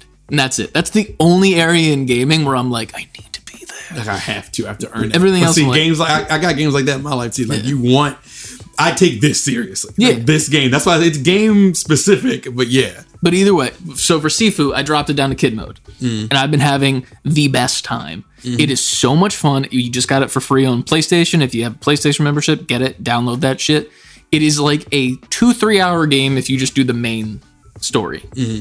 If you decide to continue, there's a whole entire second ending where instead of killing all of the 5 bosses, you spare them each. And you just get to the boss fight and you get to their second phase and you can do this thing where you break their block pretty much. And they're open for like a big attack where you press triangle and circle together and you do some cool fucking ninja shit. Right. But if you just don't do that twice, like you break their shit and then don't hit the button, then it gives you an option on your D-pad to hit left to spare them. And then they offer their story of why they took out, I'm not going to spoil the game, but go play the game. So I'm currently like halfway through that right now. I got like 2 more people to spare and then I get the final platinum. But like it is so much fun. It is such a well-made game. It got slept on. I still think it's being slept on. Even if you play it on kid mode, it's so good. Get it on PC if you can as well, so you can mod it. Who made I have Sifu? not idea. I forgot what company made it. If I was gonna make a joke, I'd say Sucker Punch. That's what I was about to say, but I was like, I don't think they made that. Let me see. Sifu. Slow Clap. Their name's Slow Clap? Yeah, that's the company, Slow Clap. Let's see what else they've made. Slow Clap Games. They've also made Absolver. That's the only other game they've ever made. Sorry, so did I. But yeah, check out Sifu if you haven't. Free on PSN for the monthly free games. Or get it on Steam because the Steam sale's going on right now. And I'm sure it's on sale. If you get it on Steam, you can mod it. And there's a bunch of mods where you can make yourself into Daredevil from the Netflix series. Oh, wait, I've seen some of those. That's pretty good. Yeah, from the Matrix. I saw somebody with John Wick. Yeah. So there's a lot of options for you. And it's a really fun game. Even if you're just playing it casually, it's super fun and easy to pick up. Highly recommend it. Other than that, I've also been playing Pinball. Pinball X3 on Steam. It's a free Steam pinball game. I feel like I had that. Was that on like 360? I don't know. maybe. I feel like it's an old pinball game. It might be, but this one, I found out of it because of RGB LAN. It's a free game. You just download it on Steam. You get a pinball board. There's one that they play at RGB LAN. It's like if you get the highest score, you get points, whatever. Yeah. But there's a bunch of paid boards as well. So there's Jurassic Park, Nice. Portal, The Walking Dead video game, Spider-Man, Captain America, Venom, Moon Knight. More and more and more So you just got a Fantastic Four. smorgasbord of shit. And they're all like $3 for a board. You just go into the store, you see what bundle you want, you buy it, and then that's your board. And the best part is, what if you don't know what the board looks like? What if you don't know if you like to play it? Every board in the game you get one free play on for a certain amount of time. That's cool. To see if you like it. Yeah, that's dope. And all of them are on sale right now on the Steam sale. It is so much fun. I got the Steam, a lot Jurassic of Park good one. Steam shit going on right now. Yeah, so definitely check out Pinball. I think it's Pinball X3. I don't remember. I've seen it. I just I never can put looked it in into Discord later as well. Yeah. For some reason, my phone just connected to the kitchen display with my Spotify, and I didn't tell it to do that. I don't know why I did that. That's That weird. thing's weird. Yeah, it just connected to my Spotify. I didn't connect to it. It was like, yeah, Are I you got on you. my Wi-Fi right now? I don't think so. So it was just like, hey, I'm going to connect to your phone real quick. I don't know what that's about. Getting Like, hacked. oh, there's another Google device in the house. Yeah, maybe. But yeah, man, that's been about all I've played. Obviously, I've been playing Call of Duty, but if I'm going to be honest, I'm not having fun with it anymore. You said that before. And I think it's as a whole now. Because I'm not even having fun in the The league. game or in the Both. oh shit. Because I'm not having fun as a player because I feel like I'm playing well. But the issue is the league that we're playing in, and no offense to the guys in the league because it's just the way it is. A lot of them, Call of Duty is their only game they play. That's it. They play Call of Duty. They're not a gamer. They play Call of Duty. Yeah. And that's their thing. And that's fine if that's your thing, whatever. That's not me. I'd like to have fun with my life. So I play other games. I like variety. Yeah, I like. Sue me. Sorry, I like to do things that aren't just first-person shooter. But the issue is that in our current league, technically our team is the champions because of last year. We made it through the finals, even at the bottom seed, and won. I do not believe that when we get to the finals this year, we will have a shred of a chance because we have a team in our tier that most definitely belongs in the higher echelon tier of tier 1, and they have beaten every fucking team in tier 2, like obliterated them. Yeah. Every game this season. And it doesn't make sense to me how they're still in our fucking tier. I understand that the season's already started, but you can see clear as day, they are 3-0ing every fucking team they're playing.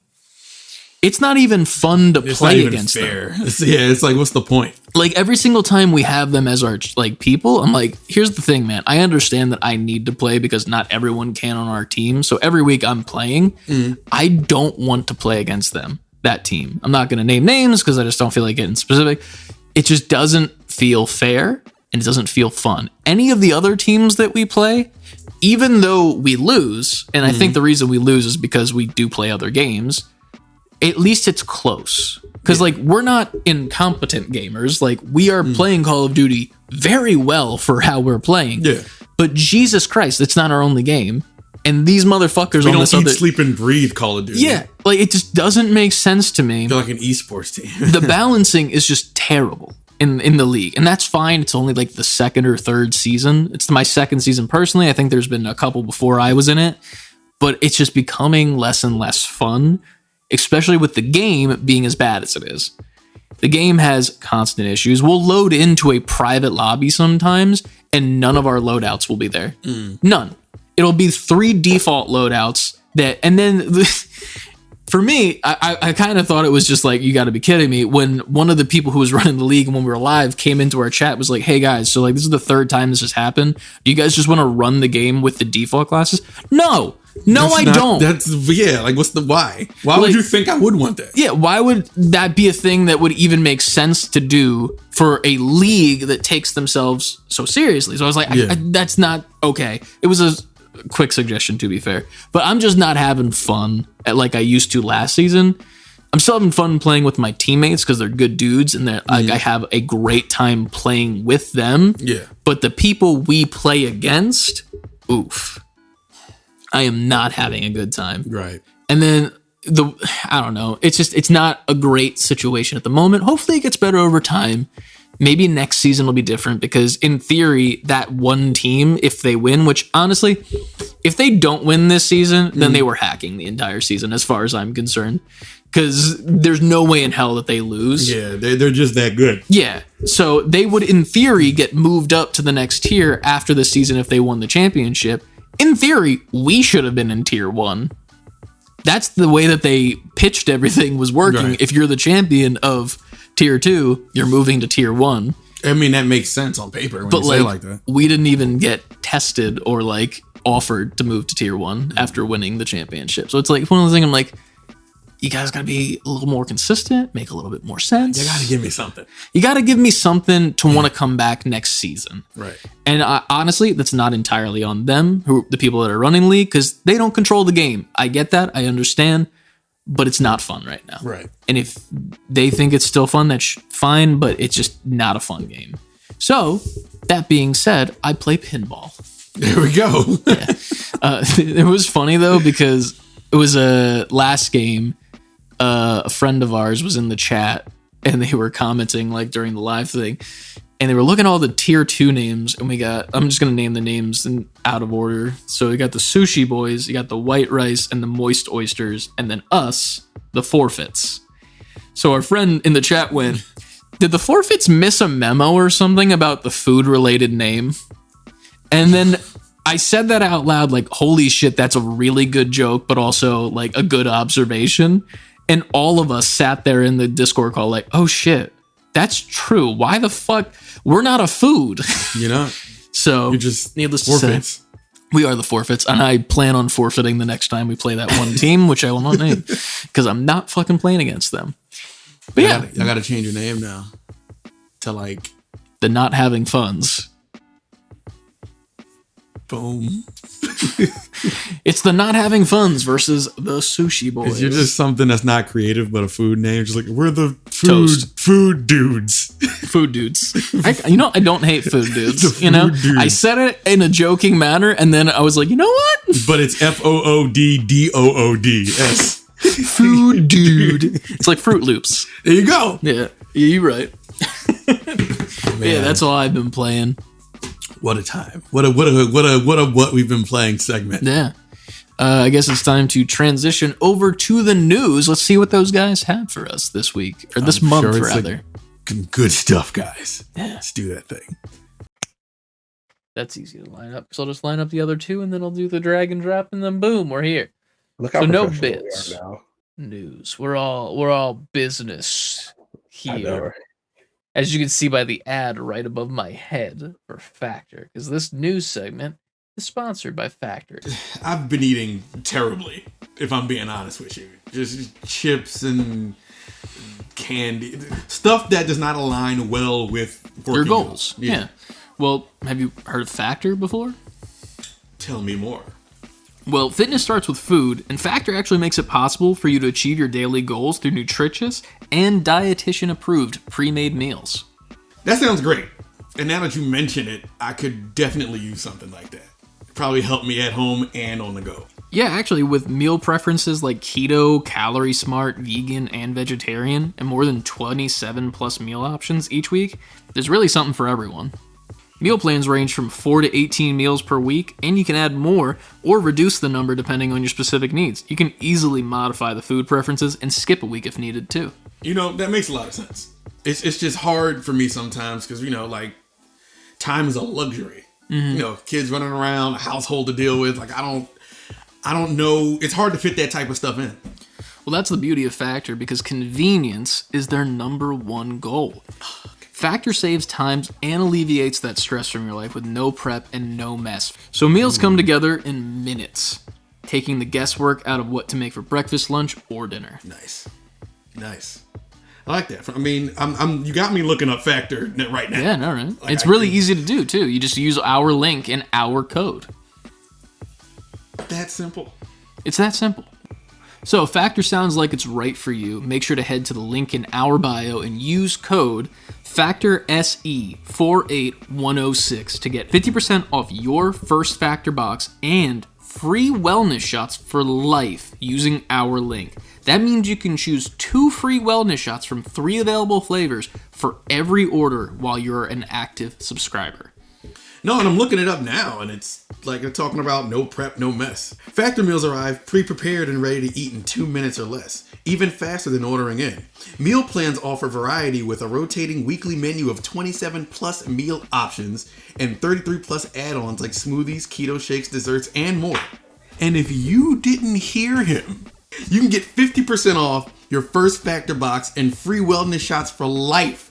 That's for life. L-I-F-E. For life. Forever. So don't miss out on that deal. Let us know what you think. And check us out on stream when we check out a couple Factor meals ourselves. And we'll see what you think looks the best. Because we're going to be on it. Yeah, we're on it for sure. So whether you're between reps or between games, either way, Factor 75 is what you need. Keep your life in order. Stay fit. Keep gaming. Factor 75. Thank you. And you know why this news segment is sponsored by Factor? Because it is quick and easy. And what we're going to be doing here is a quick and easy news segment. Yeah, we made sure it was quick. We went out of our way to make sure it was quick and easy this time. Quick and easy. Its own video. We got shit going on. So let's take it from the top. And what do we got? All right, first news story of the day or night or whenever you're watching this.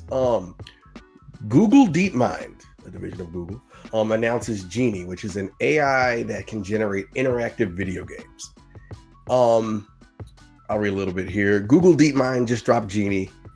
It has been trained on 200,000 hours of unsupervised public internet gaming videos and can generate video games from a single prompt or image. Despite lacking explicit action or text annotations, the foundational model can identify the main character in the generated world and allow users to control them.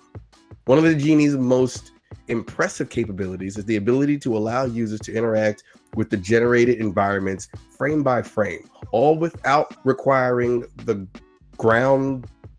What does that say? Ground truth action labels? I don't know what those are. Ground truth action labels or domain specific data often needed in world modeling research. So, layman's terms, Google AI gonna keep AI in, and now it's reached gaming. I'm mixed emotions about this. I think like it would be pretty cool. Like, I got nothing to play. Let me just jump on and have AI generate me a game. And see, but I feel like there's no such thing as nothing to play. That's the issue, though, you know? Somebody out there got nothing to play. I definitely will never need this. I was going to say, you're never going to say that personally. I'm not. But I'd fuck around with it. Like, I'd make content out of it. Like, all right, let's fuck around with this Google thing. It'd be funny to mess around with, but as long as it's, I don't know, not like harming other games. And then also some fucking big wig exec doesn't be like, hey, go take that and make our game with that or some shit. Yeah, you know? Now that's where it gets kind of stupid. I doubt that'll happen right away, hopefully, or at all. But right. I mean, we'll goof around with it. Why not? Here's the thing. AI is gonna happen. It's happening. It's not gonna stop. It's not gonna slow down. It's gonna get faster and faster and faster. Nothing we can do about it at this point. You either adapt and learn about it. You don't have to accept it, but fucking give it a shot and see what the fuck it's about, so you're at least knowledgeable about it. You know? Exactly. That's what you gotta do. That's what you gotta do. We're news people. Yeah, what do you think about it? I think that I'll be interested to see how much it grows, because all the footage or the pictures I'm seeing are all like kind of 2D side scrolling, things that are a little bit easier to like generate. Yeah, like, something simple, like a simple platformer. Yeah. So that'll be interesting. I'd be more interested in how how built out is it? Is it just going to keep building me a level that keeps going, like a side-scrolling level, or will it have like worlds and bosses and everything? Like I'm interested in just how much it can do, while still, like, even though we know it's AI, like how authentic can it feel? True. That is interesting to think about. Like, in theory, what if it's just like an endless platformer, and Right? that's Because I can understand that's not that big of a deal, you know? Like, Yeah, that's not even a game, in my opinion. No offense. No offense taken. I feel like a game is like a beginning, middle, and end type situation as of this point. Like, what that would be is just, you know, it's almost like an arcade game. You know, it's a coin eater almost, but there's no coins. It's Bitcoin. That's what it is. That's how they get us. 16 Bitcoin. Oh man, I kind of want to say that should be something. That's the podcast title. Good. There it I is. swear, if in the news somebody like copyrights 16 Bitcoin in some kind of video game, I'm gonna be pissed. No, it's good. We got this shit. All right. We want to move on from that to the next in the news. Yeah. Next in the news, we got bombarded this month with a lot of trailers in the nerd world, both video game and, you know, other pop culture alike, things that we're into as well. First one being Mario 2 was confirmed, and I believe that was on Mario Day as well. Yes, March 10th. Yeah, March 10th. Miyamoto came over on the Twitter account of Nintendo of America and let us all know that there is going to be another movie coming out. Is planned to be released in theaters April 3rd, 2026 in the US and in many other markets, blah, blah, blah, other territories, because edits and because blah, of course blah, it blah, is. blah, blah. Yeah. But it's with Illumination still, so they're keeping with the same studio, which I think is great because they did pretty good with the first one. Yeah. I didn't like it per se myself because I didn't think it was much of a movie, and it was more of just a Where's Waldo of here's things, you know. And that's fine. That's not a bad thing. You're gonna make a Mario 2 if your first movie makes over $1 billion. No, it didn't make over $1 billion. What are they gonna do though? Like for the second one? Like, do they? We'll have to wait and find out. I didn't know what they were gonna do in the first one until I saw the trailer. But I mean, the first one, the way they left it, like I cannot see where they're going from there. I mean, you know? But that's Mario in a nutshell, right there. That's pretty true. Yeah, maybe it's a multiverse of Mario. Another one that was released. We got Sonic 3 information that Hayden Christensen is going to be the voice of Shadow. So if you don't know who that is, it is Darth Vader himself, the chosen one. I love that Hayden Christensen is getting a revival here. Kind of like a lot of the old Star Wars actors that kind of were like shunned and hated for the prequels, even though the prequels were never bad. And people are just bad themselves. But yeah, so he's got that coming up. And then speaking of Star Wars, the Acolyte trailer showed up. I forgot that this show was based in the High Republic era, which is sick because this is the first time we get to see this, that it's not in a book. Because this era of Star Wars is like before the movies entirely. So the prequels are the earliest that we've seen, obviously. This is earlier than that. This is when like the height of the Jedi, when they were like their best. And like there wasn't this democracy bullshit going on. Right. But it's cool looking. It looks like fun. A lot of cool Jedis and whatnot. I did think it was interesting. I think it's the same actress is playing a character in this. She played young Ahsoka in the Ahsoka show for like a flashback scene. It was like, it's kind of funny seeing her in two places in the Star Wars universe, both TV shows also as well, but two separate characters. Giving her the stage, man. I think it's the same person. I could be wrong. I think it's the same actress. Beetlejuice. I don't want this. I didn't. You know what? I remember seeing this as a kid, and then I remember when they started saying that another one was coming, and now that and I was like, okay. I was never like a huge fan, but I know there's a following. And then when I watched the trailer, I was just like, all right. Like it didn't really. It was almost like, is this relevant? Like, no. I don't know who's running to watch this. Here's the thing. I need more than what they showed, first of all, because it was just a teaser trailer. The thing, I love the first one. I will go on record saying that. I love it so much. And I think the reason that I love it so much is the practical effects. That's the cool shit they did practically, and then like the VFX that they did that was just like jank as fuck, but still somehow worked. Loved that.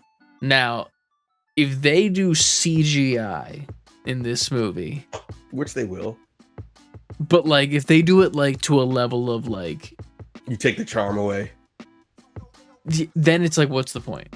Like, there's a part of me that's like, it needs to be 75% practical, 25% CG for me to like it. Yeah, and I'm like, I just don't know what's the plot. Like, I don't. How can you? Well, you see, this is Beetlejuice. The first one was just Beetlejuice, so this is Beetlejuice, but a second time. There's another Beetlejuice, and in the future, current day, maybe.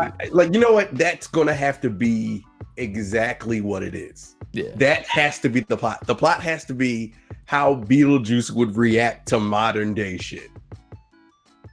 That's all it can be. That's all. If it's that, then perfect. That's exactly what it needs to be. Canceled. Beetlejuice on a smartphone, like it's just the shit that couldn't happen before. You see the shit I just tweeted. Yeah, exactly. So with that perspective, then now I'm interested. I was always just worried because I'm just like, what's going to happen in this movie? What's it about? Yeah, I mean, it does look like they brought in Jenny Ortega, the Wednesday Addams actress, as the daughter of Winona Ryder's character, I think. Well, she's like the daughter of the old scary girl who's back as well. So it's like, I feel like the story's mainly just gonna focus on that. But if it does do the whole like Beetlejuice in 2024 type situation, I'd be fine with that. That'd be cool. That has to be fun. But yeah, and then rounding it out for the final one, what you gonna do? Bad Boys Are Coming for You for the 5th time? Fourth. Okay. I didn't see the third one, I don't think, but this is Ride or Die. It looks all right. It looks like a Bad Boys. It looked better than the last one, and I'd like the last one was like, I remember watching it and being like, that was fine. It wasn't better than 1 or 2, but that was cool. It is always funny to me seeing like Will Smith next to Martin Lawrence now, because like back like in the day, I always used to think that Martin Lawrence was like a good physique, and now he's just like bodding it up like in all these movies, and I'm like, you know what, man, I respect it. You're dad bod cop, and then Will Smith is like, I'm gonna get jacked every time. But it goes along with how their characters evolve, though. Yeah, that's true. Yeah. It is weird seeing Will Smith with hair like that. That short hair again, like that Hitch hair with like the goatee. Makes me want Hitch 2, you know? That's something that'll be funny now. Hitch 2. I want Hitch 2. That'd be good. Yeah. What would it be a Hitch again? It would have to be Hitch, and he'd be married, right? To he would have to be, yeah. What's her name? Fuck. She's in other things. She like is. Those things would be. What was another thing she was in? You know that other thing. What's her name? Yeah, her. This is going to bother me now. Maria Menounos. That's her name? No, that's the lady at the AMC that does trivia for Nuvi. Well done. We need to know. We have the technology, and we have the Eva time. Mendes. How did I forget Eva Mendes? What else was she in? I mean, whatever. But yeah, Bad Boys looks cool. Next, what do we got? Hitch, the Place Beyond, Ghost Rider, Too Fast, Too Furious. Oh, the other guys. That's right. Training Day, Out of Time, We Own the Night, The Woman, Cleaner, All About the Benjamins, Last Night. That's enough. Thank you, Eva Mendes. Yes. Moving on. How could I forget her fine ass? Yeah, I remember when she got kicked in the face? That was funny. Yes, that was funny. All right. Moving on. Multiverses is coming back. They always said the other one was a beta, and then they just took it away. Yeah, which is weird. And which is weird. And I don't think anybody, when they took it away, I'm not sure I ever was like, this is coming back. Yeah. But I respect it because they really just stuck to their guns. They were like, all right, thank you for playing. We took all the criticism, we took it away, and now here it is again. It runs on a new engine. I think it's on Unreal now. It launches May 28th. They showed a new character. It was Marvin the Martian. That's awesome. That's cool. I didn't see that. Yeah. So that I'm it was a interested cool to see how it is. So is it still going to be free to play when it's coming back? Did they say that at all? Or I don't recall them saying that. I'm not sure. There's a part of me that's curious if they're going to do the thing where they keep it going. Because remember they were just like, it's going to be a live service, like a live service fighting game or whatever. I don't know if that was just for the beta or if that's going to transfer over to here, and if it's just going to be like $40, pay us now, and then that's the game, and then we'll release characters and you can pay for them type shit. Maybe. See, now I want to watch that trailer. I'm not sure. I don't know if they would say it in this trailer, to be fair, but I'm curious to see what they do. But if it launches May 28th, like I feel like they would have to have that information pretty soon. Maybe, but we don't need to look it up. We got better things to talk about. We got time. Yeah, you're right. But we got to play this when it comes back. Because we used to fucking dunk on people when we were playing duos. So we'll do the duo stream again sometime. That was a good time. Those are games that I love to stream because one of us can stream and we have so much screen space for our cameras that we can put the gameplay big as fuck as opposed to having both of our gameplays. It's just all there. So good. Oh yeah, did you check your Steam, by the way? I haven't. I was on my Steam Deck last night, but I haven't checked my Steam. Check your Steam gifts while I talk about this next news story: the Spider-Man multiplayer leak. Holy shit, bruh. I'm sad that this isn't a thing that exists. You know? Are we sure this won't exist? So here's the thing. I don't know where it is. It should be somewhere. Fuck it. There's a part of me that feels like this might not be real. Like a real leak. Because I feel like this game can be modded. And in theory, there could be a mod where you could just insert an NPC version of other Spider-Men into this world, film all this stuff of like, you can do it with your friends. But it's just an NPC. Because like, think about the one scene at the bridge, right? Where like they're swinging under the bridge and Miles is swinging next to Peter and they're like there in the same time. Like they could take those animations, copy that, and then put it on the Scarlet Spider suit, but on a different NPC, make a new instance of the character. So in my mind, that could be a thing. Because it's also weird characters to choose here. If you look at the lineup that they chose. So that's what made me think that this might just be a big old goof. A big old April Fool's or a really good just like mod that was made into a trailer to trick people. Maybe. I'm a conspiracy theorist, is what I'm telling you. Well, then I'm on the other side. I got a different conspiracy with this game because I think... You think it's coming out tomorrow? That'd be crazy. No, I don't think that. But I think it's not like the Wolverine link where it was so incomplete and clearly a work in progress. Yeah. This is, from the way it's presented, it looks done. A part of me thinks that this was to gauge interest. I mean, I feel like the answer is always going to be there's going to be interest, no matter what, you know? Yes, but Sony has also been very, like, gaming as a whole, like with the layoffs and cutting back things, and then Sony got rid of so many live service games that were in the pipeline the Last of Us multiplayer game. Mm-hmm. Like, they've gotten rid of so much, and then this just drops on a regular day out of nowhere in the morning, and everybody's like, "Oh, the leaked." But for something that's leaked, it's such a polished leak. That's why I think it has a chance of being created, if that makes sense. But that's just me. I think there's a chance that it's just a big old goof that a modder made, and they just made it really well. That could be a thing. That being said, if it's not that and they're gauging interest, that's insane that they had to gauge interest, because this makes so much more sense for a multiplayer thing than The Last of Us did in the first place. Like, this just makes sense. Obviously, everyone wants to be Spider-Man. Look at the sales of the Spider-Man single-player game. Look at Helldivers right now. Everyone wants to play with their friends.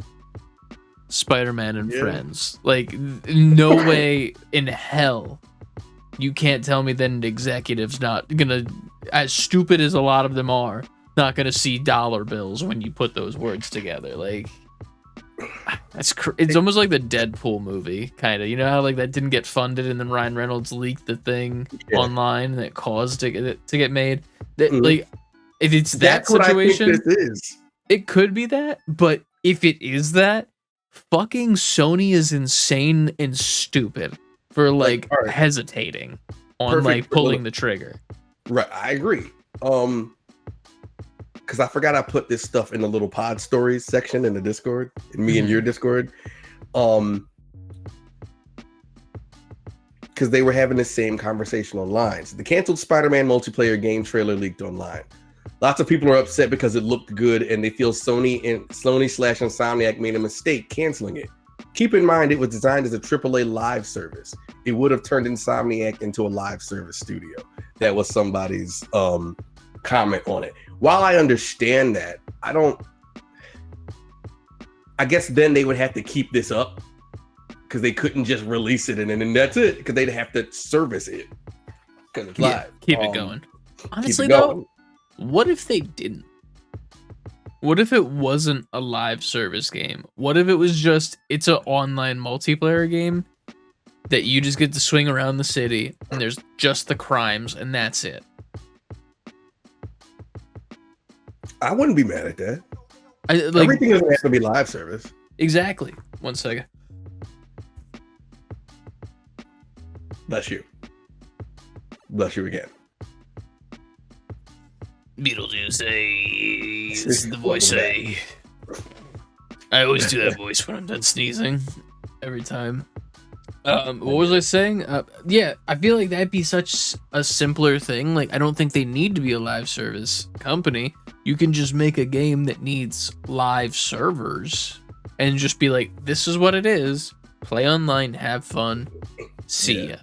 Pretty much what the Battlefront collection was supposed to be, and then wasn't. True.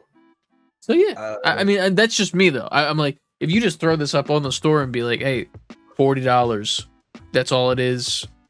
There's maybe a boss or two that you get to fight, but you don't really like beat them up. That's what they could do.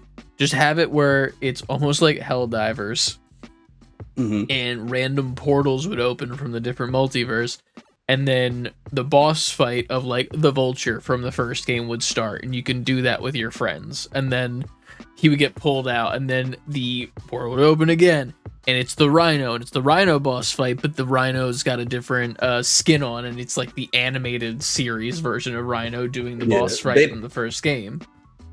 The bullet points say it was canceled Insomniac multiplayer, 5 players against Sinister 6 in NYC, built around multiverse model, multiverse opened by Scarlet Witch, character customization options, diverse range of superheroes. Leaked trailer looks quite advanced, almost finished and ready to market. Why would the multiverse be opened by Scarlet Witch and not just give every single Spider-Man the fucking bracelet from your owned property across the Spider-Verse? I don't know. And just make them all variants. It's so simple. It's so simple, man. It's crazy. But it goes along, what I was saying earlier, because they also have a list of canceled live service games because they had Last of Us Factions, Twisted Metal, Horizon was supposed to have one, and now this Spider-Man game. And it's just becoming a trend with these canceled. I think Sony is trying to reallocate how they invest in games now. Yeah. With the way the industry is. But again, I'm with the guy who said it just looks so done that it's just like. That's what made me think that it was a mod, because I'm like, it looks like just Spider-Man 2. Like, it looks like I'm looking at footage from the game engine of Spider-Man 2, really well rendered on like a PC or type shit, or even on Spider-Man 1 technically, or Miles Morales, whatever on PC, modded of that. And it just looks like there's another instance of Peter that was just put into the game to swing alongside of you, and that's it. I mean, there's obviously some combat parts, if I remember correctly, where there's like multiple Spider-Men fighting the same people and whatnot. But like, I don't think that's super hard to do with modding, of just being like, hey, add in another instance of the Spider-Man that fights alongside of you in the Spider-Man 2 game, if they got the files somehow, you know? But it's not on PC yet, so that leads me to believe that it probably is a real thing. So, yeah. Well, that's the breakdown, ladies and I gentlemen. don't know. I want it to be a thing, but we'll see what happens. Yes. You know what they could do if it was live service? They could make every single person have like the Spider-Man bracelet thing for like the Spider Society. Make that customizable. Put a battle pass in it and shit. Every single like thing on the battle pass will be different like skins for your different bracelet. You can make it your own. You could do a custom one where you paint your own shit. That'd be dope. Like that's just a simple thing. And then you get the suits from the battle pass, or you get the suits from playing the games or whatever. That's how you do your live service Spider-Man game and fucking get millions of dollars from me specifically. Profit. Yeah, of course. Because how could you not purchase everything? I mean, how could I not? I know. But next up, we're sticking up with Marvel though. Randomly announced. Random drop. Marvel Rivals announced trailer. And it was like rumored, like not rumored, but it started leaking like a day or two before. Because I remember you putting the shit up there. And I heard nothing about it. I was just like, where the hell did this come from? So I remember there was a rumor that they were working on like a team-based shooter type game. And I thought it was going to be like the mobile game that they have, the Strike Force, where there's like the Agents of S.H.I.E.L.D. and shit. And they maybe like do like a Battlefront type situation where it's like, here's all these Agents of S.H.I.E.L.D. that you play as. And then at a certain point in the battle, you can choose to play as a Marvel character or something like that, you know? Yeah. But this is just straight up a third person Overwatch clone. And it looks not bad. It doesn't look bad at all.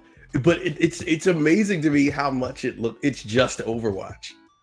I mean, yeah, here's the thing though, like games like this, there's a couple that are on console that I've played. I think it's called Paladins. Yeah, that's also a Overwatch clone. There's a couple others that are like that as well. Is it Valorant like an Overwatch clone? Valorant is somewhat like it, but it's also a CS:GO clone. Like the main gameplay is like Counter-Strike, like the shooting. But then like the abilities and stuff are very Overwatch. But go ahead, I'm sorry. No, you're good.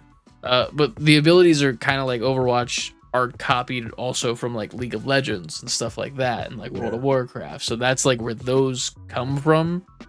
So I'm talking down to like the fonts of like the numbers at the bottom of the screen. Yeah, it's very, very similar. A lot of the moves are very similar to like Overwatch heroes as well. Like the Hulk specifically. If you get enough damage, you turn into Bruce Banner. And you have to like survive as Bruce Banner for a little bit. That's literally Diva, the mech character, like where if you take enough damage, your mech breaks, and you have to run around as Baby Diva with your little pistol and survive until you can get your mech back, or you can Hulk out again. So it's like it's just a direct copy, but I don't hate it. I'm gonna play it if it's free. Impressive. You know what I mean? Like, well, I do have a question. What do you think of that Spider-Man suit? I think it's fine. It's not Okay. his worst suit that he's ever had. I really hate the House of M suit because there's no spider on it whatsoever. But it's like a really cool like red and blue design. Like they did like a different design in general. And then Yeah, they they just did. omitted the spider on it. And I'm like, you could have just made this a really cool suit, but you fucking ruined it. You decided to be wrong. Exactly. Like this one I'm like, yeah, that's fine. I could see the MCU going that direction if it didn't go with the one that it did at the end of the most recent movie. Like that's what I could see his final new suit being, almost. The Disney Pixar Spider-Man, you know? There you go. But I'm excited. I did say that in the Discord. I do like the designs of the characters. Oh yeah. They I like look 'em a good. The gameplay looks fun too, is the other thing. Like Overwatch, as much as I give it grief, is fun for me because I play with my friends. I will always get mad while playing it if I'm playing bad or if my teammates are bad or my tanks are always bad. But like, it's still fun. This looks like it's going to be so much fun. There's going to be voice lines in there that are going to be goofy going off the whole time. Yuri Lowenthal's already confirmed to be Spider-Man, so you know I'm going to be playing him the whole time. Yeah, I want to be a Spider-Man main. That's our video game Spider-Man. I need to be. I gotta get good at Spidey. If I don't, and I'm like bad at him, I'm gonna be really sad. I'm gonna be real sad. I'll be sad for you if he's not a good character. Like if you're just Here's the thing, though. I normally tend to main in Overwatch the characters that people say are the worst characters. So listen, Spider-Man might be one of those. He's a lanky little motherfucker, so he might be a like Tracer almost. We'll see what happens though. But it looks like fun. I'm down to try it, and I can't wait to try it with friends because I know that at least my Overwatch people will give it a shot. So yeah. Oh yeah, you know that. You know that's the case. It seems to be being released on Steam and Epic as of right now. Sign up for the beta. I mean the alpha. The closed alpha begins in May. Yeah. All right. Next up, Dragon Ball Sparking Zero. Bandai Namco put out a gameplay showcase. Yo, this shit was cool. It was. It looks amazing. It looks like fun. It looks like really real good fun. We gotta play this for the channel as well. Because I feel like these are my fighting games. You know what I mean? Like, I suck at Mortal Kombat. I suck at Tekken. Because they took away my Game Boy game. But I suck at those side-scroller ones. You kick my ass every time. Budokai Tenkaichi. It's crazy because I didn't play any of the Tenkaichi games. I played the Budokais. I played Budokai 1, 2, 3. I didn't play those any were of the like Tenkaichi Mortal games. Kombat-y, right? Those are the side-scroller ones. Yeah. I didn't like those. I hated those because I sucked at them. But then when they went and... When you become omnidirectional and you can just go wherever you want, and it's just like, I have the freedom to actually be Dragon Ball Z. You know, John Dragon Ball Z man. I am Dragon Ball Z man. Fear me. It looks so good though. I'm buying this day one. A day one purchase. It does look incredible. When I watched the showcase when it came on, I was like, wow, this looks good. I can't, because I love fighters, but this looks just as good. This just gives me like nostalgia for Raging Blast, because I remember like when I played that for the first time and I could go in any direction I want, man. Like, it was like the moment in gaming it blew my mind. Like, it was like the first person shooter moment, you know, where it's like you play the first person shooter of your life and you're like, oh my god. Yeah, where am I? What am I doing? This is so much different than the Galaga that I've been playing at the orthodontist. This is crazy. Comparing your first-person shooter to Galaga is hilarious. Yeah, well, that's the thing. Like, you say, oh, a shooter game. Galaga is a shooter game, technically. That's what my brain had of it. And then I was always a console behind, so I didn't play a first-person shooter until, like, maybe PS3. So... Damn.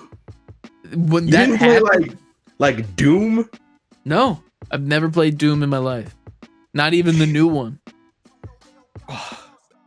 I want to. I just that's a backlog game, actually. Though. Yeah, the new Dooms are amazing. Yeah, but I think my first person shooter, it had to be Doom. It had to be the first Doom. I don't And remember then- what mine was. It's probably a Call of Duty. Nothing special. And then Quake, because Quake was a big deal. I was playing a lot of Quake. Never played it. Damn. Yeah. But yeah, next up, what do we got in the news next? Something more Next. cool shit. Next up. 1943 Rise of Hydra, which is the Captain America versus Black Panther game. Takes place in 1943, obviously. By Skydance New Media. It releases in 2025, so next year. I remember when this was first announced and they just had like stills and stuff. And Yeah. people were kind of like on the fence, like what is I'm this? still on the fence. This is pretty, but I'm It on look, the that's what I'm about fence. to say. It looks nicer now. Now we have the full CGI trailer, but I still need to see what kind of game this is. Like, show me Yeah. the gameplay. See, it's becoming scary to me because it's always like this shit where like they make it super well animated, and I'm like, Oh, here that's comes the one of those mobile MOBA. Like every time, man, it's either here comes the MOBA or here comes the farming sim. One of the two. One of the So, two. I don't know, man. I If they think find it's a way got- to make this into a farming sim, that's impressive. honestly, I feel like this is gonna be pretty good. I hope that it's a third-person over-the-shoulder action game that is just done really well. That's what I hope it is. I hope it's their Yeah. own style. They found out a way to do it that's interesting and different. I hope the Captain America shield ricochet feature is really cool and not like clunky and annoying to use. I don't know what Black Panther's gonna have. I don't know if he's got like the sonic boom in this suit. Does he? Does he got the sonic stuff? I'm not sure. I don't think so. If Like he you said, doesn't trailer- have that, does he trailer's do pretty. anything? Is he just super strong besides that? That's it? From the trailer, he Yeah, looks sorry. just like strong, agile Black Panther, doing a bunch Alright. of flips over rooftops and Flippy dippy time. All right. I'm down for it. It looks pretty. Hopefully the game doesn't suck. And it's actually good. Next up, a game that we just talked about prior to recording. Windblown, a video that gave us a lot of views on TikTok from the Yes. Game Awards. They put out their trailer for their gameplay, and it looks good. Looks really, really good. It looks fun. Bright colors. I think it looks great. You can wishlist it on Steam right now. PC Early Access 2024 by Motion Twin. I have a problem with it, but before I talk about my problem, what do you think about it? I think it still looks fun. I understand what your issue is. We'll get into that. Yeah. It still looks like gameplay wise, it still looks like what was shown to us. Yeah. Just updated visuals, obviously. It's still early access, obviously. Still being worked on. It feels like they didn't show us as much. There wasn't as much character in this gameplay trailer like there was in the original trailer. Yeah. But those are my thoughts. I'm still on board. If we get an early access, like I'm waiting for the early access. That'll be fun. Yeah, for sure. I'm still on board. Still right where I was. I am also still on board just for complete. I like the look of this a lot because it's pretty much just Hades if we're gonna break it down to brass tacks. It's like a Hades dungeon crawler but with friends, and that sounds like a good time. So Yeah. Good. Big problem that I have with it. In the like animated trailer, it was like super gory and bloody and like there was like visceral moments where you're like, holy shit, that just happened on like, and I'm 90% sure that's the reason why the videos from TikTok went so viral for it. But Yeah. like there's no blood in the gameplay. Like, I'm not saying like it needs to be like a shit ton of blood, but like there's a whole entire clip where the player character gets like squished. And The like it's edge is missing. yeah, like it doesn't have what the trailer had. And then here's the thing. That's fine if that's not what it's going to have. But like the trailer made me think that this was going to be like Hades, but with like super like gory all over the place. That's what I thought it was gonna be. I thought it was gonna be what's the thing called from like back in the 2000s, early 2010s, Happy What? Tree Friends. Remember that yeah. animated series? It did have that vibe. to That's it. what I thought it was gonna be, like at least visually, gameplay wise. And then like it would have the cutscenes maybe in between like levels and shit, but like it's just Hades reskinned that you can play with your friends. It's a pretty I wouldn't- reskin. I wouldn't say it's straight up hate. It's Well, different. not than straight Hades. up Hades, but you know what I mean. It's like that game type, you know? Yeah, That like what's the point of view called? Like isometric, isometric. Yeah. I think. Like the isometric dungeon crawler with dashing and Isometric slashing and action different game, yeah. weapons and shit, and like it's Didn't they- using the formula, you know? Didn't they get on you in the TikTok comments? Yeah, like I'm not 'Cause you talking didn't use about. the technical term for what it was supposed to be called. It was like 3-4 people, and I was like, "Fuck off, man!" Like Hades is good. I liked it. I don't play these games often. That's my knowledge of them. If you'd like to be nice and suggest them more options to me, sure. If not, Right. fuck you, guy in comment from like 8 months ago. Diet comment. Right. Yeah, it was from like 8 months ago. Yeah. Sign up for Oh. Factor. Factor, please. But yeah, I think it looks like a fun time. I'm definitely gonna Yeah. get it, and we'll. I hopefully the early access or like if they do the demo that's like multiplayer, 'cause that'd be cool. Mhm. Do that on I'm looking stream. forward to it. Yeah. What's up next? Up next, a rumor has sprung forward that there is Dead Cells developer Evil Empire is working on a new Prince of Persia roguelike game, the Rogue Prince of Persia. For Steam Early Access later this year, it would receive constant free updates and evolve over time based on community feedback. Art direction heavily inspired from Franco-Belgian comics. So Okay. I think this is based on the amazing reception of Prince of Persia: The Lost Crown, and that game plays like amazingly. So if they make a roguelite Prince of Persia game that controls in that way with that art, Mhm. that's an instant. I'm not even thinking buying that first day, no matter what, for me. You gotta get the battle And it's made by the pass. Dead Cells developer, who I'm definitely a fan of. Hell yeah. I still gotta Which is play Dead also- Cells. Which is also interesting because Windblown is also made by the Dead Cells people. Is it? Yeah. Oh shit. Damn.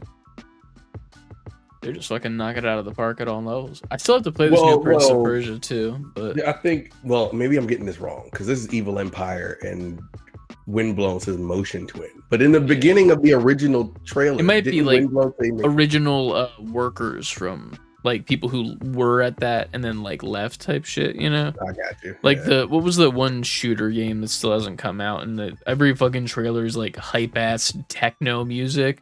It's like from former creators of Call of Duty. Like yeah. I don't know what it's shooter is fucking. that? It's not out, and I don't think it looks amazing. But yeah, that you know what I'm talking. It's a I do. shooter. I know what you're talking about. Similar to that. I think it might be like workers that were formerly somewhere and then came to do this. Mm. But yeah, cool. I'm down for that. Hell Next up, the April PSN games. As usual, we let you know what you can get for free just for having PSN, which you don't have to have like the higher tier, you just need to have it. You get Skull for PS4, Minecraft Legends for PS5 and PS4, and then for PS5 exclusively, Immortals of Avium. I'm I will glad be it's trying said that. Yeah, I'm glad that's a PS Plus game because I didn't want to spend money on that game. Yeah, I think this ironically was a game from former creators of Call of Duty. It was. I do So- remember that. that kind of lines up with that, ironically. But yeah, I'm down to try that game. I think so. I played Minecraft Legends before. It's a fun time. Mm. That's the Yo. dungeon crawler, right? I think. Or is that Minecraft Dungeon? What is Minecraft Legends? That's Minecraft Dungeons. Minecraft What is this? Legends was like the. I'm I'm trying to remember what kind of game that looked like because I remember it being advertised. Fuck, what was that? I want to kind of look it up now. Well, we'll find out in April. I think that's it. That's actually it. Holy shit. That's the news. That's the news. 44 minutes. We did it. We did do it. You said 30 to 45 minutes, and we did it in 44 minutes. I cannot believe it. Well. Oh, it's a thank you. Minecraft strategy game. That's what Legends is. Strategy. Interesting. Huh. Well, I don't think I'll be checking that one out per se. If it's in the backlog, it's way back there for me. So I actually kind of really want to check out Skull because you said that you were having fun with it on something. I forget where you said you were playing. I got it on a Steam Deck. Steam It's Deck, fun. yeah. It's fun. I'm going to definitely try that. And then Mortals of Avium, I'm definitely going to try. Other than that, not a little bit of a light news month this month, which is nice to hear. Nice. Plenty of games coming out in April to look forward to. Keep an eye on our Discord to get all the notifications of what's going on and what's happening in the news. And then we'll come and talk about it here. Join that Discord. Link down in the description. Also, buy Factor. You get 50% off your first order. There's a whole commercial we made for it that you've already seen, so I don't need to shill it too much because it already probably played before this. Oh, yeah. And it might play after this. Factor. Whether you're between games or between games, sign up for Factor. It's good. It's very good. I was very surprised by it. If you would like to go check it out, I did a stream, and I think we should do a stream if you saw that Steam gift and on it. Yeah. Wait. Yeah. I got you. We'll wait until you see that. But I did a stream where I cooked a recipe that was the same name as one of the Factor meals. I didn't even look at the Factor meal. I literally took the sleeve off and then just put the meal back in the fridge and set up the sleeve like all nice and cinematic like for stream. I noticed that. And then I was like, okay, this is the name of the recipe. Greek lemon chicken. I followed that bitch to a T. You did. And it looked nothing like the picture in the recipe or what the Factor meal was. And the Factor meal, dude, that shit was good. The lemon, there was like a lemon sauce on it, and it was just delicious. I think I got that same kind. It's so, if you haven't eaten yet tonight and you need to have dinner or second dinner, grab that shit because it was I'm starving. It has potatoes on. Do it. Get that Greek lemon chicken. The potatoes on the side, I thought they were gonna suck because they're a little like soggy because you're microwaving. Fucking good, dude. They're good. All right. That's what I'll be doing after we're done. Try that wellness shot too. I didn't get the shot. That's what I put in the chat last night. I didn't get the shots. No. You gotta call. I didn't know they were free. Oh, so you didn't even put them in your order? No, I didn't know that they were free. And you get 2 free wellness shots as long as you're active. I mean, you can put it in your next box. Like me. Get your wellness shots for free. For free from Factor. Half off your first order. All right. Now back to the other guys from the past. Yeah. Bye. I don't even know what I just did. We're just gonna keep all that in. What the fuck did I do? That's been the podcast. At savebeforequitting on all social media: Twitter, Instagram, TikTok, Twitch, and YouTube. Titty. What happens when TikTok goes away? Tidy. Because tidy. Twitter, Instagram, Twitch, and YouTube. Which would honestly it would be Zaidi because it's X, Instagram. I mean, Twitch, that kind of YouTube. Fits more with the song if you think about it. Zaidi. You guys. Yeah. Now it's your turn. This is the call and response podcast. You get a whole crowd doing it. Where? It's like Dora. Can you say Heidi? This is when you just find concert footage of them singing that song and when you say now it's your turn, you play that audio behind it. I will do that. Editor Chris is in the house.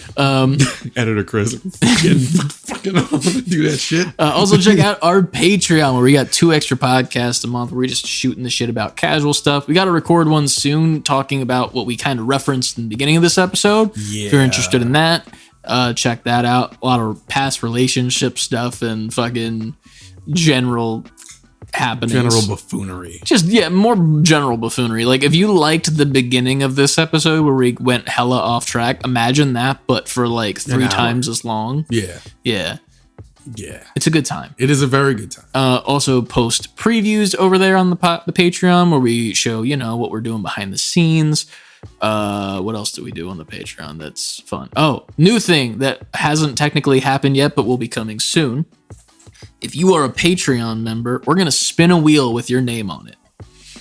And if you get selected, you choose what game we make a main channel video. I like that. So, and pick a good one. Pick a good one. I already know at least one of them is a Resident Evil. I got we both breathed in like the bane of our existence. Well, here's the thing. I know it's 4 specifically, and I don't think that would be super hard for us to get through, even if we did that digitally playthrough. I think we'd be fine getting through that one. Well, you know what? I will say things have kind of evened out since the last time we were attempting this. Yeah. Brendan's actually on some sort of a schedule now. Yeah. Just on sort of a schedule now. I'm not going to have to I don't know. I can't. It might be easier for us to have these play dates, if you will.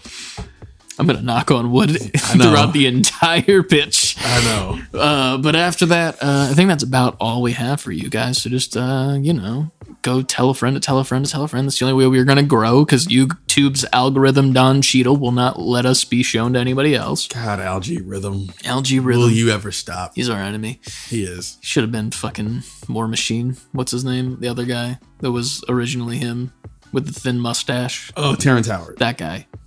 What has he done since that? Since he was not War Machine anymore?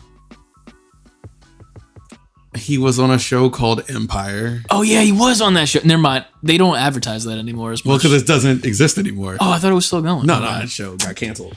Damn. After that... Get fucked, Terrence Howard. Yeah. Podcast title. Get fucked, Terrence Howard. Yeah.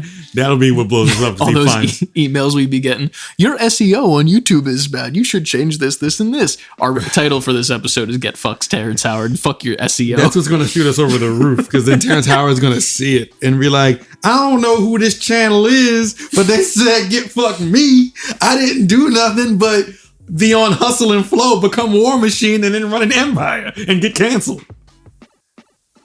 Fuck you, Terrence Howard. You know what I just realized? We didn't use Idris Elba. We didn't use Idris Elba. So hopefully the camera, it's not straight. I got to fix that in post. Okay. Oh, shit. Before you fix your camera, make sure you always save before quitting. And we'll see you guys the next time an episode happens. Yeah. 2 to 3 weeks. 2 to 3 weeks shipping, Yeah. Business days and all that such. The postal service is they need a lot of help right now. Yeah, that e-postal service is crazy. E-postal service. Delivering our content to your screens. This ain't Prime, all right? Yeah, you ain't got Prime. Peace. Bye.